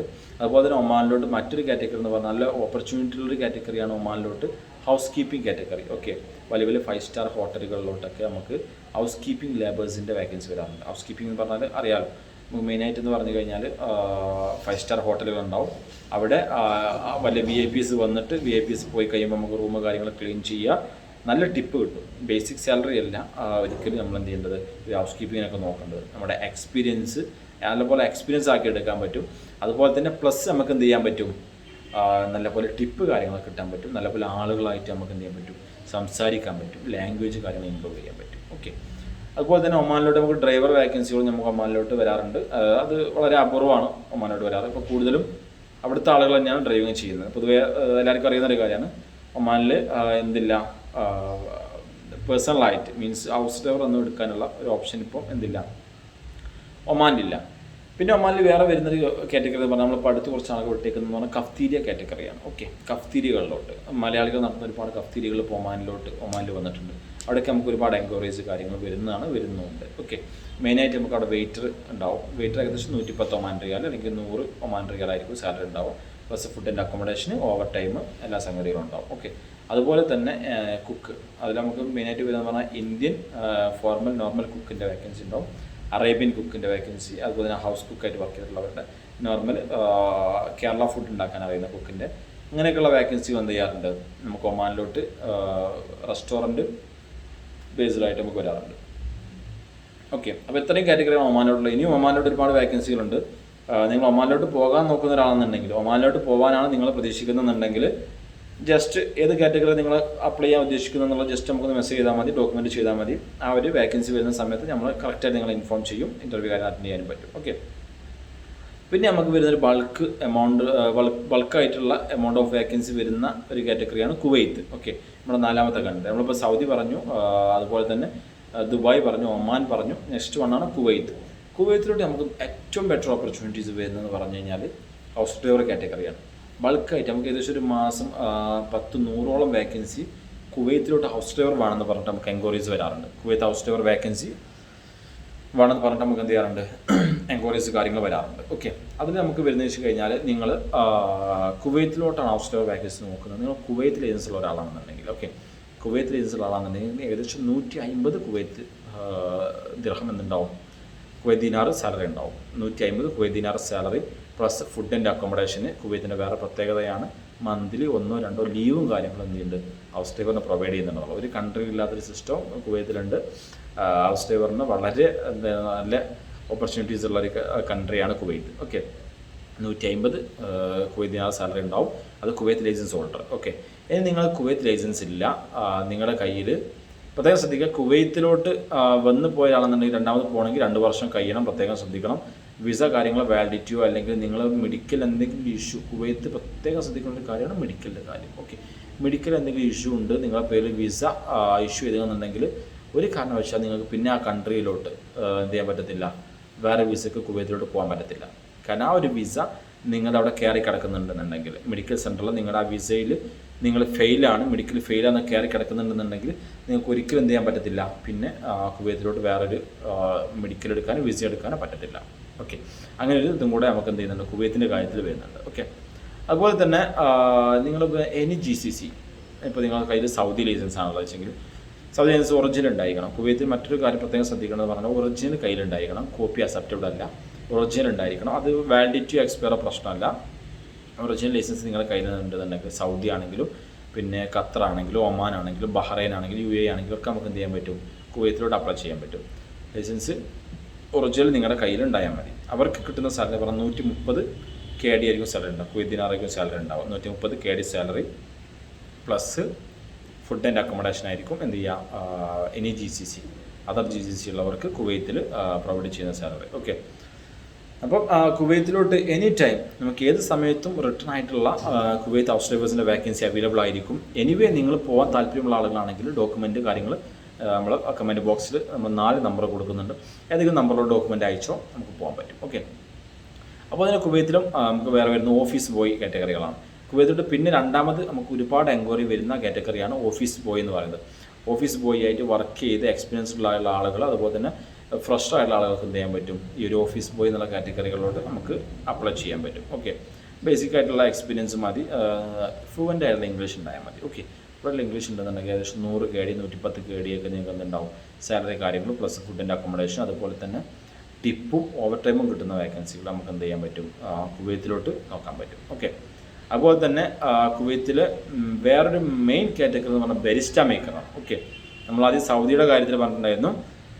അതുപോലെ തന്നെ കുവൈത്തിൻ്റെ വേറൊരു മെയിൻ കാറ്റഗറിയാണ് ബരിസ്റ്റ മേക്കർ. ഈ ബരിസ്റ്റ മേക്കർ എന്ന് പറഞ്ഞാൽ പ്രത്യേകം ശ്രദ്ധിക്കുക, നല്ല സാലറിയാണ്. ഏകദേശം 200 KD സാലറി. അപ്രോക്സിമേറ്റ് നാട്ടിലെ ഒരു 70,000 രൂപയുടെ അടുത്ത് നമുക്ക് മന്ത്ലി സാലറി ഏൺ ചെയ്യാൻ പറ്റും. ബരിസ്റ്റ maker different types of coffees ഉണ്ടാക്കാൻ കഴിയുന്ന ആളാണ് ബരിസ്റ്റ എന്ന് പറയുന്നത്. ജസ്റ്റ് ബരിസ്റ്റയെക്കുറിച്ച് അറിയാത്തവരുണ്ടെങ്കിൽ ജസ്റ്റ് ഗൂഗിൾ അടിച്ച് നോക്കാം. ബരിസ്റ്റ ഉണ്ടാക്കാൻ അറിയുന്ന ആളാണെന്നുണ്ടെങ്കിൽ ഇത്രയും സാലറി നമുക്ക് എന്ത് ചെയ്യാൻ പറ്റും, ഉണ്ടാക്കാൻ പറ്റും. പ്ലസ് ഫുഡിൻ്റെ അക്കോമഡേഷൻ ഉണ്ടാവും, അതുപോലെ തന്നെ ഓവർ ടൈം കാര്യങ്ങളൊക്കെ ഉണ്ടാവും. ഓക്കെ, അതുപോലെ തന്നെ ഈ ഒരു കാറ്റഗറിയിൽ, ഈ ഒരു ബരിസ്റ്റ കാറ്റഗറിയിൽ നമ്മൾ നിൽക്കുന്നതിനനുസരിച്ച് നമുക്ക് എന്തുണ്ട്, എക്സ്പീരിയൻസിനനുസരിച്ച് സാലറി കാര്യങ്ങൾ കൂട്ടി കിട്ടുന്ന ഒരു കാറ്റഗറിയും കൂടെ ഒരു ബരിസ്റ്റ മേക്കറിനുണ്ട്. ഓക്കെ, നിങ്ങൾക്ക് ബേസിക് ആയിട്ടുള്ള ഇപ്പോൾ ബേസിക് ആയിട്ടുള്ള കാര്യങ്ങൾ നിങ്ങൾക്ക് അറിയുള്ളൂ എന്നുണ്ടെങ്കിൽ എന്ത് ചെയ്യാം, നിങ്ങൾക്ക് പഠിച്ചെടുക്കാനുള്ള ഓപ്പർച്യൂണിറ്റിയും കൂടെ ചില ബരിസ്റ്റ മേക്കേഴ്സിന് നമുക്ക് കിട്ടും. അതുപോലെ തന്നെ പ്രത്യേകം ശ്രദ്ധിക്കണം എന്ന് വെച്ച് കഴിഞ്ഞാൽ എക്സ്പീരിയൻസ് ആയിട്ടുള്ള ആളെന്ന് പറയുമ്പോൾ ഒരു ബരിസ്റ്റ മേക്കർ ഒരിക്കലും CV-യിൽ നിങ്ങൾ എക്സ്പീരിയൻസ്ഡ് ആണെന്ന് മെൻഷൻ ചെയ്ത് കഴിഞ്ഞാൽ ഒരിക്കലും നിങ്ങൾക്ക് എന്ത് ചെയ്യത്തില്ല, ഈ ഒരു സാലറി നിങ്ങൾക്ക് കിട്ടത്തില്ല. ഓക്കെ, മസ്റ്റായിട്ട് നിങ്ങൾ എന്ത് ചെയ്യണം, വർക്ക് ചെയ്യുന്ന വീഡിയോ, വർക്കിംഗ് പ്ലേസിൽ നിന്നുള്ള നിങ്ങളുടെ ഫോട്ടോസ് കാര്യങ്ങൾ മസ്റ്റായിട്ട് നിങ്ങൾ കീപ്പ് ചെയ്യണം. എന്നെങ്കിൽ മാത്രമേ നമുക്ക് എന്ത് ചെയ്യാൻ പറ്റത്തുള്ളൂ, ഈ ഒരു സാലറിയിലോട്ട് നിങ്ങൾ ബരിസ്റ്റ മേക്കർ എന്നുള്ള കാറ്റഗറിയിലോട്ട് നമുക്ക് അപ്ലൈ ചെയ്യാനേ പറ്റത്തുള്ളൂ. അത് പ്രത്യേകം ശ്രദ്ധിക്കണം. ഓക്കെ, അതുപോലെ തന്നെ കുവൈത്തിലോട്ട് നമുക്ക് വേറെ കാറ്റഗറി എന്ന് പറഞ്ഞു കഴിഞ്ഞാൽ സെക്യൂരിറ്റി ഗാർഡിൻ്റെ കാറ്റഗറികൾ നമുക്ക് കുവൈത്തിലോട്ടും വരാറുണ്ട്. സെക്യൂരിറ്റി ഗാർഡ് കാറ്റഗറി, അതുപോലെ തന്നെ റെസ്റ്റോറൻറ്റ് ക്യാഷ്യർ കാറ്റഗറി, റെസ്റ്റോറൻറ്റ് കാറ്റഗറികളൊക്കെ നമുക്ക് കുവൈത്തിലോട്ട് വരാറുണ്ട്. ഇങ്ങനെ ഏതെങ്കിലും കാറ്റഗറികളിലോട്ടൊക്കെ നിങ്ങൾക്ക് പോകാൻ താല്പര്യം ഉണ്ടെങ്കിൽ നമുക്ക് കമൻറ്റ് ചെയ്യാം. മറ്റൊന്ന് പറഞ്ഞാൽ ഒരുപാട് പേര് സംശയം ചോദിക്കുന്ന ഒരു കാര്യമാണ് കുവൈത്തിൽ നമുക്ക് പോകാൻ PCC എങ്ങനെ എടുക്കാം എന്നുള്ളത്. ഓക്കെ, കുവൈത്തിലോട്ട് നമുക്ക് മസ്റ്റ് ആയിട്ടുള്ള കാര്യമാണ്. ഇപ്പോൾ സൗദിയിലോട്ട് പോകണമെങ്കിൽ നമുക്ക് സ്കിൽ ടെസ്റ്റ് വേണം. അതുപോലെ തന്നെ ദുബായിലോട്ട് പോകണമെങ്കിൽ ഇപ്പം PCCയുടെ ഇത് വരുന്നുണ്ടെന്ന് പറഞ്ഞു, ഇതുവരെ അപ്രൂവൽ ആയിട്ടില്ല. അപ്പോൾ അത് കുവൈത്തിലോട്ട് നമുക്ക് മസ്റ്റായ സംഭവമാണ് ലോക്കൽ PCC ആണ് കേട്ടോ. ലോക്കൽ PCC ആണ് വേണ്ടത്. ലോക്കൽ PCC മീൻസ് നിങ്ങൾ ചെയ്യേണ്ടതെന്ന് വെച്ച് കഴിഞ്ഞാൽ ജസ്റ്റ് അക്ഷയയിൽ പോവാം. ഓക്കെ, നിങ്ങൾ PCC അപ്പോയിൻമെൻറ്റ് എടുക്കാൻ കുവൈത്തിലോട്ട് പോകാൻ നിൽക്കുന്ന ഒരാളാണ്, PCC എടുക്കണമെന്നുണ്ടെങ്കിൽ ജസ്റ്റ് അക്ഷയയിലോട്ട് പോവാം. അക്ഷയയിൽ പോയിട്ട് PCC എടുക്കാനാണ് കൺട്രി പറഞ്ഞു കൊടുക്കുക. കുവൈത്ത് എന്നുള്ള കൺട്രി അപ്രോക്സിമേറ്റ് നമുക്ക് 700 സംതിങ് അങ്ങോട്ട് തോന്നുന്നു അതിൻ്റെ ഒരു റേറ്റ് കാര്യങ്ങൾ വരുന്നത് PCC എടുക്കാൻ. ഓക്കെ, PC കാര്യങ്ങൾക്ക് അപ്പോയിൻമെൻറ്റ് കിട്ടും. ഇന്ന ഡേറ്റിൽ പാസ്പോർട്ട് ഓഫീസിൽ പോകാമെന്നുള്ള ഡേറ്റ് കിട്ടും നമുക്ക്. ഓക്കെ, ഡേറ്റും കറക്റ്റ് സമയവും കാര്യങ്ങളൊക്കെ മെൻഷൻ ചെയ്തിട്ടുള്ള പ്രിൻ്റാണ് നമുക്ക് എന്ത് ചെയ്യുക, പിന്നെ അക്ഷയയിൽ നിന്ന് അപ്ലൈ ചെയ്യുമ്പോൾ കിട്ടുന്നത്. ആ ഒരു ഡേറ്റിൽ എന്ത് ചെയ്യണം, നമ്മൾ പാസ്പോർട്ട് ഓഫീസിൽ പോവുക. ഓക്കെ, പാസ്പോർട്ട് ഓഫീസിൽ പോയി കഴിഞ്ഞാൽ അവർ ഫുൾ സെറ്റ് വെരിഫിക്കേഷൻ നോക്കും. നിങ്ങളുടെ അപ്ലൈ ചെയ്തിട്ടുള്ള എല്ലാ ഡീറ്റെയിൽ കാര്യങ്ങൾ, നിങ്ങളുടെ പാസ്പോർട്ടിൻ്റെ കാര്യങ്ങൾ, നിങ്ങളുടെ ആധാർ എല്ലാം വെച്ചിട്ട് അഡ്രസ്സിൻ്റെ കാര്യങ്ങളൊക്കെ അവരെന്ത് ചെയ്യും, മെൻഷൻ ചെയ്തിട്ട് അവർ അത് ഇതിലോട്ട് വിടും, നിങ്ങളുടെ അടുത്തുള്ള ലോക്കൽ സ്റ്റേഷനിലോട്ട് എൻക്വയറിക്ക് വിടും. ഓക്കെ, അത് കഴിഞ്ഞാൽ അപ്രോക്സിമേറ്റ് ഒരു നിങ്ങളിപ്പോൾ ഒരു ഇവിടെ പോയി വന്നാൽ, പാസ്പോർട്ട് ഓഫീസിൽ പോയി വന്നാൽ ഒരു 1 വീക്കിൻ്റെ ഉള്ളിൽ തന്നെ നിങ്ങൾക്ക് ഒരു പോലീസ് എൻക്വയറി ഉണ്ടാവും. ഇപ്പോൾ കൂടുതലും ഫോൺ എൻക്വയറിയാണ് നടക്കുന്നത്. ചിലപ്പോൾ ഫോൺ എൻക്വയറി ഉണ്ടാവും, അഥവാ നിങ്ങളുടെ പേരിൽ എന്തെങ്കിലും കേസ് ഫയൽ കിടക്കുന്നുണ്ടെന്നുണ്ടെങ്കിൽ എന്തുണ്ടാവും, ഡയറക്റ്റ് നിങ്ങളുടെ വീട്ടിലോട്ട് ആൾ വരും, പോലീസ് വന്നിട്ട് എൻക്വയറിയുടെ പോലീസ് വന്നിട്ട് ചോദിക്കും എന്താണ് ഇങ്ങനെ പ്രശ്നങ്ങൾ, ഫയൽ ക്ലോസ് ചെയ്യാനുണ്ട്, അല്ലെങ്കിൽ കോടതിയിൽ കയറിയതുണ്ടാവും. നമ്മുടെ ഈ ലോക്കൽ കേസല്ല പറയുന്നത്, ചലാൻ നടക്കുന്ന കേസ്, അങ്ങനത്തെ കേസുകളല്ല. വെറുതെ FIR കയറിയ കേസുകളുണ്ടെന്നുണ്ടെങ്കിൽ നമുക്ക് എന്ത് ചെയ്യണം, PCC കിട്ടാൻ കുറച്ച് ബുദ്ധിമുട്ടായിരിക്കും. ഫയൽ കാര്യങ്ങൾ ക്ലോസ് ചെയ്യാൻ നമുക്ക് എന്ത് ചെയ്യത്തില്ല, ലോക്കൽ PCC കിട്ടത്തില്ല. ഓക്കെ, അപ്പോൾ അത് കുവൈത്തിൽ പോകുന്നവർ പ്രത്യേകം ശ്രദ്ധിക്കുക. ഓക്കെ, ഇനി നമുക്ക് അടുത്തൊരു കൺട്രി എന്ന് പറഞ്ഞാൽ ഖത്തറാണ് വരുന്നത്. ഓക്കെ, നമ്മൾ സൗദി പറഞ്ഞു, അതുപോലെ തന്നെ ഒമാൻ പറഞ്ഞു, UAE പറഞ്ഞു, കുവൈത്ത് പറഞ്ഞു. ഇനി ഇവിടെ 5ാമത്തെ കൺട്രി നമുക്ക് കൂടുതലും വേക്കൻസികൾ വരുന്നൊരു കൺട്രി എന്ന് പറഞ്ഞാൽ ഖത്തർ വേക്കൻസികൾ. ഖത്തറിലോട്ട് നമുക്ക് ഒരുപാട് ഓപ്പർച്യൂണിറ്റീസാണ് ഹൈപ്പർ മാർക്കറ്റ്, സൂപ്പർ മാർക്കറ്റ് കാറ്റഗറിയിലോട്ട് വരുന്നത്. അതുപോലെ തന്നെ ഡ്രൈവർ കാറ്റഗറിയിലോട്ട് വരുന്നത് ഖത്തറിലോട്ട്. ഓക്കെ, ഖത്തറിൽ നമ്മൾ മെയിനായിട്ട് ചെയ്യുന്ന ഒരുപാട് ഹൈപ്പർ മാർക്കറ്റുകളുണ്ട്. ബേസിക് സാലറി വരിക എന്ന് പറഞ്ഞാൽ ഏകദേശം 1200 ഖത്തർ റിയാൽ മുതൽ 1700 ഖത്തർ റിയാൽ വരെ നിങ്ങളെ എക്സ്പീരിയൻസ് ബേസ് ആയിട്ട് നിങ്ങൾക്ക് എന്ത് ചെയ്യാൻ പറ്റും, സാലറി കാര്യങ്ങൾ ഏൺ ചെയ്യാൻ പറ്റും. ഓക്കെ, ഖത്തറിൽ അതുപോലെ തന്നെ നമുക്ക് വരുന്ന മറ്റൊരു കാറ്റഗറി ഖത്തർ ഹൗസ് ഡ്രൈവർ കാറ്റഗറിയാണ്. ഏകദേശം 1800 റിയാലൊക്കെ നിങ്ങൾക്ക് GCC ലൈസൻസ് ഒറിജിനൽ ഉണ്ടെങ്കിൽ, GCC ലൈസൻസ് ഒറിജിനൽ ലൈസൻസ് നിങ്ങളുടെ കയ്യിലുണ്ടെങ്കിൽ അപ്രോക്സിമേറ്റ് നമുക്കൊരു 1800-1500 ഖത്തർ റിയാലൊക്കെ എന്തുണ്ട് സ്റ്റാർട്ടിങ് സാലറി കാര്യങ്ങൾ കിട്ടും. ഓക്കെ, അതുപോലെ തന്നെ നിങ്ങൾക്ക് ഇപ്പോൾ ലൈസൻസ് ഖത്തർ ലൈസൻസ് ഉണ്ടെന്നുണ്ടെങ്കിൽ ഏകദേശം 2000 ഖത്തർ റിയാൽ കിട്ടും. 2000 ഖത്തർ റിയാലും പ്ലസ് ഫുഡ് ആൻഡ് അക്കോമഡേഷൻ എന്ത് ചെയ്യും, അവർ പ്രൊവൈഡ് ചെയ്യും. ഓക്കെ, ഖത്തറൊക്കെ നല്ല VIP വീടുകൾ മാത്രമേ നമ്മൾ എടുക്കാറുള്ളൂ. അപ്പോൾ ഖത്തറിലോട്ട് ഹൗസ് ഡ്രൈവർ കാറ്റഗറി നോക്കാൻ താല്പര്യമുള്ളവർക്ക് നമ്മളെ കോൺടാക്ട് ചെയ്യാം. അതുപോലെ തന്നെ ഖത്തറിലോട്ട് നമുക്ക് ഹൈപ്പർ മാർക്കറ്റ് വേക്കൻസികൾ എല്ലാ മാസവും ചില മാസങ്ങളിലൊക്കെ നമുക്ക് എന്ത് ചെയ്യാൻ നടക്കാറുണ്ട്. അതിൽ ഫ്രഷ് ആയിട്ട് ആളുകൾ പ്രത്യേകം ശ്രദ്ധിക്കുക, ഫ്രഷേഴ്സ് ആയിട്ടുള്ള ആളുകൾക്ക് എന്ത് ചെയ്യാം, ഖത്തറിലോട്ട് അപ്ലൈ ചെയ്യാം. ഖത്തറിൽ സെയിൽസ് കാറ്റഗറി ആണെങ്കിലും ക്യാഷർ കാറ്റഗറി ആണെങ്കിലും ഏത് കാറ്റഗറിയിലോട്ട് എന്ത് ചെയ്യാൻ പറ്റും, ഖത്തറിലോട്ട് അപ്ലൈ ചെയ്യാൻ പറ്റും. ഓക്കെ, അപ്പോൾ തന്നെ ഖത്തറിലെ എങ്ങനെ മെഡിക്കലിലെ കാര്യങ്ങൾ ചില ആളുകൾക്ക് ഡൗട്ടുള്ള ചോദിക്കുന്നത് നമ്മൾ കണ്ടിട്ടുണ്ട്. ഖത്തർ എന്ന് പറഞ്ഞു കഴിഞ്ഞാൽ QVC ആണ് വരുന്നത്. ഓക്കെ, നമ്മളിപ്പോൾ ഒരു ഏജൻസി വഴി ചെയ്യുമ്പോൾ നമുക്ക് ആദ്യം വരിക എന്ന് പറഞ്ഞാൽ ഖത്തറിലോട്ട് QVC എന്ന് പറഞ്ഞു കഴിഞ്ഞാൽ അത് നിങ്ങളുടെ വിസയാണ്. ഓക്കെ, ഖത്തർ QVC എന്ന് പറഞ്ഞു കഴിഞ്ഞാൽ നിങ്ങളുടെ പേരിൽ അടിച്ചിട്ടുള്ള വിസ അപ്രൂവൽ ആയിട്ടുള്ള മെഡിക്കൽ എന്നാണ് QVCക്ക് പറയാം. ഖത്തർ വിസ സെൻ്ററാണ് QVC, വിസയാണത് വരുന്നത്. ആ ഒരു മെഡിക്കൽ എറണാകുളത്ത് നിങ്ങൾ എടുക്കുന്നത് കൂടി നിങ്ങളുടെ പേരിൽ വിസ അടിച്ചു. ഓക്കെ, ഖത്തറിലൊന്നും നമുക്ക് ഏകദേശം 99% എന്താ ചെയ്യത്തില്ല, മെഡിക്കൽ ഫെയിലിയർ ഉണ്ടാവത്തില്ല. ബൈ ചാൻസ് എന്തെങ്കിലും റീസൺ കാരണം എന്തെങ്കിലും ഉണ്ടായിക്കഴിഞ്ഞാൽ, മെഡിക്കൽ എന്തെങ്കിലും ഇഷ്യൂസ് കാര്യങ്ങൾ ഉണ്ടായിക്കഴിഞ്ഞാൽ എന്ത് ചെയ്യും, അവർ അത് ചെറിയൊരു ഗ്യാപ്പിലോട്ട് വെക്കും. പിന്നെ ഒരു 1 വീക്ക് കഴിഞ്ഞിട്ട് എന്തെങ്കിലും മെഡിസിൻസ് കഴിച്ചിട്ട് വരാൻ പറയും. പിന്നെ അത് ചെയ്യുമ്പോൾ ഓക്കെ ആവും. അങ്ങനെ നമുക്ക് ഖത്തറിൻ്റെത് ഉണ്ടാവുന്നത്. മെഡിക്കൽ ഫെയിലിയർ കാര്യങ്ങളോ ഖത്തറിൻ്റെതൊന്നും ഒരുപാട് ഉണ്ടാകത്തില്ല. ഓക്കെ, അപ്പോൾ ഇങ്ങനെയുള്ള കാറ്റഗറികളാണ് നമ്മൾ കൂടുതൽ എന്ത് ചെയ്യുന്നത്, ഖത്തറിലോട്ട് വരുന്നത്. ഓക്കെ, ഇനി അടുത്തൊരു കൺട്രി എന്ന് പറഞ്ഞു കഴിഞ്ഞാൽ നമുക്ക് വരുന്നത് ബഹ്റൈനാണ്. ബഹ്റൈനിലോട്ട് നമുക്ക് കുറച്ച് കാറ്റഗറികൾ എന്ന് പറഞ്ഞു കഴിഞ്ഞാൽ മെയിനായിട്ട് വരുന്നത് സെയിൽസ് കാറ്റഗറിയാണ്. സെയിൽസ് കാറ്റഗറി എന്ന് പറഞ്ഞാൽ നോർമൽ സെയിൽസ് അല്ല, ബഹ്റൈൻ എക്സ്പീരിയൻസ് അല്ലെങ്കിൽ GCC എക്സ്പീരിയൻസ് ആയിട്ടുള്ള ഷോപ്പുകളോടാണ് കൂടുതലും ബഹ്റൈൻ വേക്കൻസി വരാറ്. നമ്മൾ എവിടെ നോക്കിയാലും കാണാൻ പറ്റും, ഈ സൗദി പോലെയോ അല്ലെങ്കിൽ ഖത്തർ പോലെയോ കുവൈത്ത് പോലെയോ ഒമാൻ പോലെയോ ഒന്നും ബഹ്റൈനിലോട്ട് വേക്കൻസി നമുക്ക് കാണാൻ പറ്റത്തില്ല. എന്ന് വെച്ച് കഴിഞ്ഞാൽ ബഹ്റൈനിൽ ഒരു പ്രാവശ്യം വർക്ക് നിന്നവർ സെയിൽസ് കാറ്റഗറി എന്ന് പറയുന്നത്. ഓക്കെ, അപ്പോൾ ഈ ബഹ്റൈനിൻ്റെ സെയിൽസ് എന്ന് പറഞ്ഞാൽ വലിയ കമ്പനികളിലോട്ട് അവിടെ മെയിനായിട്ട് വരിക എന്ന് പറഞ്ഞു കഴിഞ്ഞാൽ നമുക്ക് ഔട്ട്ഡോർ വർക്കായിരിക്കും വരിക. ബഹ്റൈനിൻ്റെ കൂടുതൽ വേക്കൻസികൾ നമുക്ക് വരുന്ന ഔട്ട്ഡോർ വർക്ക് ചെയ്യാൻ പറ്റിയ ആളുകളെയാണ് അവർ റിക്വയർ ചെയ്യുക. അതെന്നുണ്ടെങ്കിൽ ബഹ്റൈൻ എക്സ്പീരിയൻസ്ഡ് ആയിട്ടുള്ള ആളുകൾ, ഇല്ലാന്നുണ്ടെങ്കിൽ ബഹ്റൈൻ ലൈസൻസ് ഹോൾഡേഴ്സ് ആയിട്ടുള്ള ആളുകൾ, ഇങ്ങനെയുള്ള ആളുകളെയാണ് കൂടുതൽ എന്ത് ചെയ്യുക ബഹ്റൈനിലോട്ട് എന്ത് ചെയ്യുന്നത്, എൻക്വയറി ചെയ്യുന്നത്. ഓക്കെ, അപ്പോൾ അത് ഫ്രഷേഴ്സ് ആയിട്ടുള്ള ആളുകൾക്ക് ബഹ്റൈനിലോട്ട് വരാറുണ്ടോ എന്ന് ചോദിക്കുന്നവരോട് അപൂർവമായിട്ട് നമുക്ക് ഹൗസ് ഡ്രൈവർ വേക്കൻസി വരാറുണ്ട്. ഓക്കെ, ചിലപ്പോൾ നമുക്ക് ഇയർലി ഒരു 4 വേക്കൻസി 5 വേക്കൻസിയൊക്കെ ബഹ്റൈൻ ഹൗസ് ഡ്രൈവർ ആളുണ്ടെന്ന് പറഞ്ഞാൽ ആളുണ്ടോ എന്ന് ചോദിച്ചിട്ട് നമുക്ക് എൻക്വയറീസ് വരാറുണ്ട്. അത്രയേ ഉള്ളൂ, അല്ലാതെ ബഹ്റൈനിലോട്ട് വേക്കൻസി വരാറില്ല. അതുപോലെ തന്നെ ബഹ്റൈനിൽ കുഴപ്പമില്ലാതെ സാലറിയും കിട്ടും. ഈ റിട്ടേണേഴ്സ് ആയിട്ടുള്ള ആളുകൾ, പിന്നെ രണ്ടാമത് പോകുന്ന ആളുകൾ, അവരെടുക്കുന്ന എക്സ്പീരിയൻസ് ആയിട്ടുള്ള ഏകദേശം 140-150 ഒക്കെ ബഹ്റൈനിലാണ് സാലറി കാര്യങ്ങളൊക്കെ കിട്ടും. കുഴപ്പമില്ല, അപ്രോക്സിമേറ്റ് 55,000 അപ്രോക്സിമേറ്റ് ഒരു 80-85,000 അടുത്ത് വരെ സാലറി ബഹ്റൈൻ എക്സ്പീരിയൻസ് ആയിട്ടുള്ള ആളുകൾക്ക് രണ്ടാമത് ബഹ്റൈനിൽ പോകുമ്പോൾ കിട്ടാറുണ്ട്. ഓക്കെ, അപ്പോൾ ഇത്രയും കാറ്റഗറികളാണ് നമുക്ക് GCCയിലോട്ട് ഇപ്പോൾ എൻക്വയറീസ് കാര്യങ്ങൾ വന്നിട്ടുള്ളത്. ഓക്കെ, ഇനി പ്രത്യേകം ശ്രദ്ധിക്കാനുള്ളൊരു കാര്യം എന്ന് പറഞ്ഞു കഴിഞ്ഞാൽ ഒരുപാട് ആളുകൾ, ഒരുപാട് കാൻഡിഡേറ്റ്സ് നമ്മുടെ അടുത്ത് വരുന്നുണ്ട്. ഒരുപാട് വിഷമങ്ങൾ പറഞ്ഞു, പല സ്ഥലങ്ങളിലും വിസക്ക് അപ്ലൈ ചെയ്തിട്ട് വിസ അപ്രൂവൽ ആവാത്ത പ്രശ്നങ്ങൾ, എമൗണ്ട് കൊടുത്തിട്ട് എമൗണ്ട് കിട്ടാത്ത പ്രശ്നങ്ങൾ. ഡെയിലി നമുക്കൊരു 20 മെസ്സേജ് അല്ലെങ്കിൽ 30 മെസ്സേജ് വരുന്നതിൽ ഒരു 4 പേരെങ്കിലും പറ്റിക്കപ്പെട്ടവരാണ് വരുന്നത്. ഓക്കെ, നിങ്ങൾ പ്രത്യേകം ശ്രദ്ധിക്കേണ്ടതെന്ന് പറഞ്ഞാൽ ഒരു വിസക്ക് നിങ്ങൾ കൊടുക്കുമ്പോൾ എനി GCC അല്ലെങ്കിൽ എനി കൺട്രിയിലോട്ട് നിങ്ങൾ വിസക്ക് കൊടുക്കുമ്പോൾ ഫസ്റ്റ് ഓഫ് ഓൾ നോക്കേണ്ട ഒരു സ്ഥാപനം അവിടെ എത്ര വർഷമായിട്ടുണ്ടെന്നുള്ളത് നോക്കണം. ഓക്കെ, ഒരു സ്ഥാപനത്തിൽ വർഷമായിട്ട് വർക്ക് ചെയ്യുന്നുണ്ട്. സ്ഥാപനത്തിൻ്റെ ഇതെന്താണെന്നുള്ളത്, സ്റ്റാൻഡേർഡ് എന്താണെന്നുള്ളത് നമ്മളത് അന്വേഷിക്കണം. ഒരിക്കലും പ്രോസസ്സ് സ്റ്റാർട്ട് ചെയ്യാതെ നമ്മളിപ്പോൾ ഈ പറഞ്ഞ ഏകദേശം 6 കൺട്രിയോളം നമ്മൾ സംസാരിച്ചു.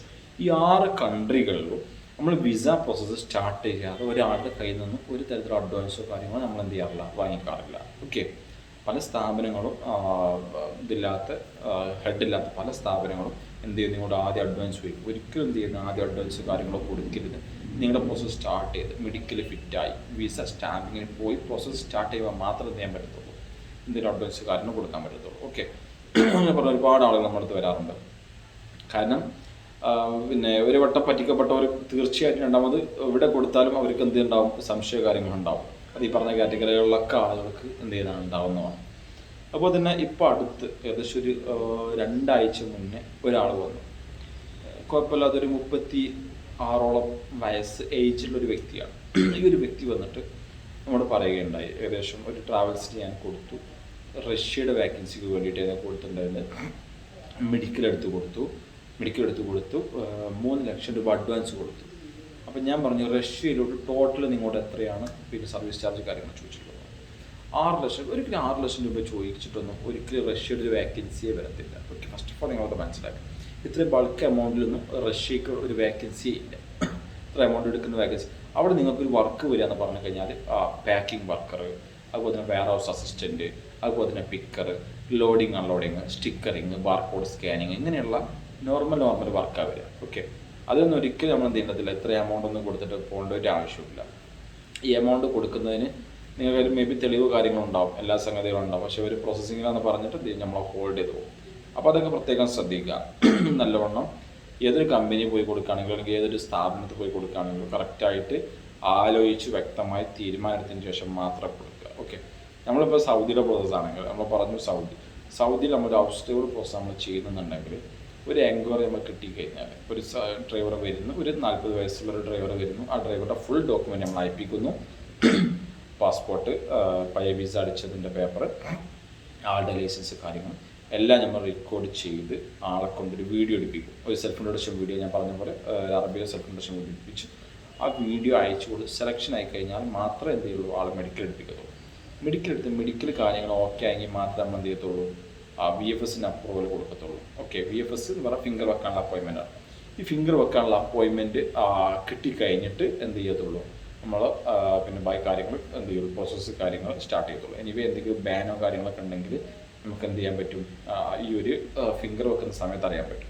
ഒരു പക്ഷേ സൗദിയിലോട്ട് പോകാൻ പറ്റാത്ത ആളാണ്, എന്തെങ്കിലും പ്രശ്നങ്ങളോ കാര്യങ്ങളൊക്കെ ഉണ്ടെന്നുണ്ടെങ്കിൽ നമുക്ക് ആ ഒരു ഒറ്റ ഫിംഗർ വെക്കുന്നതിലൂടെ മനസ്സിലാക്കാൻ പറ്റും. ഓക്കെ, ദിനം പ്രതി ഒരുപാട് സ്ഥാപനങ്ങൾ വളർന്നു വരുന്നുണ്ട്, ഒരുപാട് പേര് പറ്റിക്കപ്പെടുന്നുണ്ട്. ഓക്കെ, അപ്പം നിങ്ങൾ ചിന്തിച്ചും ആലോചിച്ചിട്ടും സാറ്റിസ്ഫൈഡ് ആയിട്ട് സൂട്ടബിൾ ആയിട്ടുള്ള സ്ഥലത്ത് എന്ത് ചെയ്യുക, കൊണ്ടുപോയി ഡോക്യുമെൻ്റ് കാര്യങ്ങൾ കൊടുക്കുക.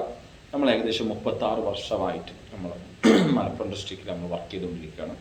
മലപ്പുറം ഡിസ്ട്രിക്റ്റിലും അതുപോലെ തന്നെ കോഴിക്കോട് ഡിസ്ട്രിക്റ്റിലും നമുക്ക് സ്ഥാപനവും കാര്യങ്ങളോ അതുപോലെ ടൈപ്പും കാര്യങ്ങളോ എല്ലാ സംഗതികളും ഉണ്ട്. എന്തൊരു എൻക്വയറിക്ക് വേണമെങ്കിലും ഏത് സമയത്ത് വേണമെങ്കിലും നമ്മളെ കോൺടാക്റ്റ് ചെയ്യാം. നമ്പർ കാര്യങ്ങൾ നമ്മൾ കമൻറ്റ് ബോക്സിൽ കൊടുക്കുന്നുണ്ട്. നമുക്ക് വിസ സംബന്ധമായിട്ടുള്ള കാര്യങ്ങളോ അല്ലെങ്കിൽ നിങ്ങൾ പോകുന്നതിൻ്റെ ഇപ്പം നമ്മുടെ അടുത്ത് തന്നെ പോകുന്ന ആളുകളായിക്കോണമെന്നില്ല.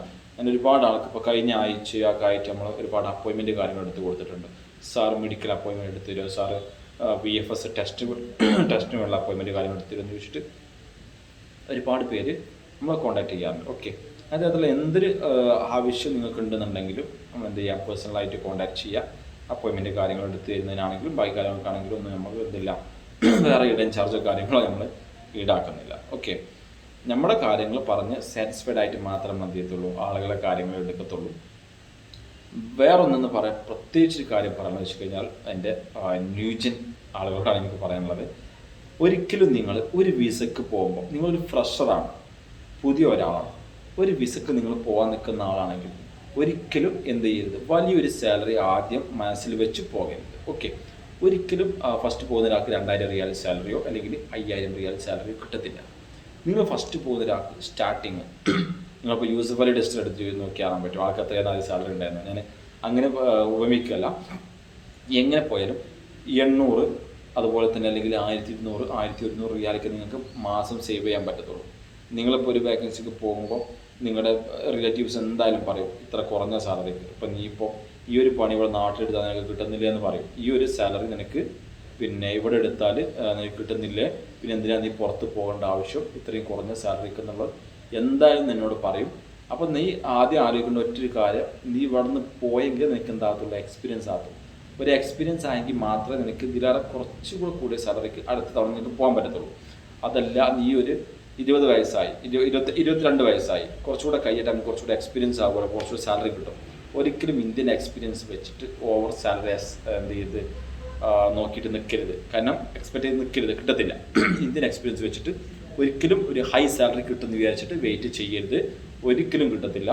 അത് പുറത്തെ GCC എക്സ്പീരിയൻസ് തന്നെ വേണം. ഈ ഒരു വെയിറ്റ് ചെയ്യുന്ന സമയം 22 വയസ്സിലെ ആയിട്ടുള്ള 2 വർഷം കൂടെ വെയിറ്റ് ചെയ്ത് 24ാമത്തെ വയസ്സിൽ പോവാം, എനിക്ക് 2000 റിയാൽ സാലറി കിട്ടിയാലോ, ഒരിക്കലും കിട്ടത്തില്ല. ഈ 2 വർഷം നീ ഇവിടെ നാട്ടിൽ വെറുതെ വേസ്റ്റാക്കുന്ന സമയം ഉണ്ടെങ്കിൽ നീ അവിടെ പോയിട്ട് അല്ലെങ്കിൽ ഗൾഫിൽ പോയിട്ട് നിനക്കത് എക്സ്പീരിയൻസ് ആയി കഴിഞ്ഞാൽ ഓക്കെ, നിനക്ക് ആ ഒരു സാലറി മേ ബി കിട്ടിയേക്കാം. ഓക്കെ, അപ്പോൾ അത് പ്രത്യേകം ശ്രദ്ധിക്കുക. നമ്മൾ രക്ഷപ്പെടുന്നത് വരെ നമ്മളെ തടസ്സപ്പെടുത്താൻ ആളുകളുണ്ടാവും, രക്ഷപ്പെട്ട് കഴിഞ്ഞാൽ നമ്മുടെ കൂടെ ആളുകളുണ്ടാവും. പ്രത്യേകം ശ്രദ്ധിക്കുക. അപ്പോൾ താല്പര്യമുണ്ട് ഏതെങ്കിലും വേക്കൻസിക്ക് ഇവിടെ നിന്ന് പോയിട്ട് രക്ഷപ്പെടണം, നല്ല പോലെ സമ്പാദിക്കണം എന്നുള്ള താല്പര്യമുള്ള റെഡി ആയിട്ടുള്ള ആളുകൾ മാത്രം എന്ത് ചെയ്ത് നമ്മളെ കോൺടാക്ട് ചെയ്തോ, എനി ടൈം കോൺടാക്ട് ചെയ്തോ. നമ്മൾ റിപ്ലൈ തരാൻ റെഡിയാണ്, നിങ്ങളെ വിടാനും റെഡിയാണ്. 100% നിങ്ങൾക്ക് സാറ്റിസ്ഫൈഡ് ആയതിനു ശേഷം കാര്യങ്ങൾ സംസാരിച്ച് ക്ലിയർ ആയതിനു ശേഷം മാത്രമേ എന്ത് ചെയ്യത്തുള്ളൂ, നിങ്ങൾ നമ്മൾ റിക്രൂട്ട് ചെയ്തിട്ട് നമ്മളെ വിടുള്ളൂ. അല്ലാതെ നമ്മൾ നിർബന്ധിപ്പിച്ചിട്ടോ ഒന്നാക്കിയിട്ടോ ഒന്നും നമ്മൾ വിടത്തില്ല. ഏത് തരത്തിലാണെങ്കിൽ പോലും നിങ്ങളെ ബുദ്ധിമുട്ടിക്കുന്ന രീതിയിൽ നമ്മൾ എന്ത് ചെയ്യത്തില്ല, ഒരു സർവീസോ കാര്യങ്ങളോ ചെയ്യത്തില്ല. അപ്പോൾ 21 വയസ്സ് കഴിഞ്ഞ് നിൽക്കുന്ന ആളുകളാണെന്നുണ്ടെങ്കിൽ ഇപ്പോൾ തന്നെ നിങ്ങൾ പോയി കഴിഞ്ഞാൽ നിങ്ങൾക്ക് എന്ത് ചെയ്യാൻ പറ്റും, കുറച്ച് എക്സ്പീരിയൻസ് കാര്യങ്ങൾ ഉണ്ടാക്കിയെടുക്കാൻ പറ്റും. നമ്മുടെ ബ്രെയിൻ നല്ല ഇതിൽ നിൽക്കുന്ന ഒരു ടൈമാണ് 21 ഏജ് എന്നൊക്കെ പറയുന്നത്. ആ ഏജിൽ പോയി കഴിഞ്ഞാൽ നിങ്ങൾക്ക് നല്ല പോലെ ഭാഷ, അറബിക് ലാംഗ്വേജ് നല്ല പോലെ ഫ്ലുവൻ്റ് ആക്കാൻ പറ്റും. അങ്ങനെ ഒരുപാട് ഓപ്പർച്യൂണിറ്റീസ് കാര്യങ്ങളുണ്ട്. അപ്പം ഇനിയും വെയിറ്റ് ചെയ്ത് നിൽക്കുന്ന ആളുകളാണെന്നുണ്ടെങ്കിൽ ഒന്നുകൊണ്ട് മടിക്കണ്ട, ഡോക്യുമെൻ്റ് കാര്യങ്ങൾ ഫോർവേഡ് ചെയ്തോളും. നമ്മുടെ നമ്പർ കാര്യങ്ങളൊക്കെ കമൻറ്റ് ബോക്സിലുണ്ട്. എന്തെങ്കിലും ഡൗട്ടോ കാര്യങ്ങളുണ്ടെങ്കിൽ നിങ്ങൾക്ക് എന്ത് ചെയ്യാം, കോൺടാക്ട് ചെയ്യാം. ഇനി നമ്മൾ ഒരുപാട് വേക്കൻസികളുടെ ഓപ്പർച്യൂണിറ്റീസ് കാര്യങ്ങൾ നമ്മൾ പോസ്റ്റ് ചെയ്യുന്നുണ്ട്, ഷോർട്ടായിട്ടൊക്കെ നമ്മൾ പോസ്റ്റ് ചെയ്യും. അപ്പോൾ ജസ്റ്റ് നമ്മുടെ ചാനലൊന്ന് സബ്സ്ക്രൈബ് ചെയ്ത് വെച്ചോളൂ. എല്ലാ തരത്തിലുള്ള ഇൻ്റർവ്യൂകളും നമുക്ക് ഉണ്ടാവും. ഇൻ്റർവ്യൂ നടക്കുന്ന ലൊക്കേഷൻസ് കാര്യങ്ങൾ, അതുപോലെ തന്നെ ഇൻ്റർവ്യൂ വരുമ്പോൾ എന്തെല്ലാം കീപ്പ് ചെയ്യണം, അങ്ങനെയുള്ള എല്ലാ കാര്യങ്ങളും 1 by 1 ആയിട്ട് നിങ്ങൾക്ക് എന്ത് ചെയ്യും, നമ്മൾ തരും, കാര്യങ്ങൾ ഗൈഡ് ചെയ്ത് തരും. നിങ്ങളെ കറക്റ്റ് സാറ്റിസ്ഫൈഡ് ആക്കിയിട്ട് നമ്മൾ എന്ത് ചെയ്യത്തുള്ളൂ, ഈ ഒരു ഇൻ്റർവ്യൂ നമ്മൾ അറ്റൻഡ് ചെയ്യിപ്പിക്കത്തുള്ളൂ. ടൈം പാസിന് വേണ്ടി അറ്റൻഡ് ചെയ്യിപ്പിക്കത്തില്ല. അപ്പോൾ താല്പര്യമുള്ളവർ കോൺടാക്ട് ചെയ്തോളൂ, ഇൻഷാ അല്ലാഹ് പോകാൻ പറ്റുന്നതാണ്. അതുപോലെ തന്നെ നമ്മുടെ വീഡിയോ കണ്ടതിന് ശേഷം സബ്സ്ക്രൈബ് ചെയ്യാൻ മറക്കരുത്. കാരണം വെച്ച് കഴിഞ്ഞാൽ നിങ്ങളൊരു ജോബ് നോക്കുന്നൊരു പക്ഷേ ഇന്ന് നിങ്ങൾക്ക് ഉപകാരപ്പെട്ടിട്ടില്ല എന്നുണ്ടെങ്കിൽ നാളെ നിങ്ങളുടെ കുടുംബത്തിൽപ്പെട്ട അല്ലെങ്കിൽ നിങ്ങളുടെ ഫ്രണ്ട്സിന് ആർക്കെങ്കിലും തീർച്ചയായിട്ടും നമ്മുടെ ഈ ചാനൽ ഉപകാരപ്പെടും. അപ്പോൾ സബ്സ്ക്രൈബ് ചെയ്യുക, സഹകരിക്കുക. Okay, thank you.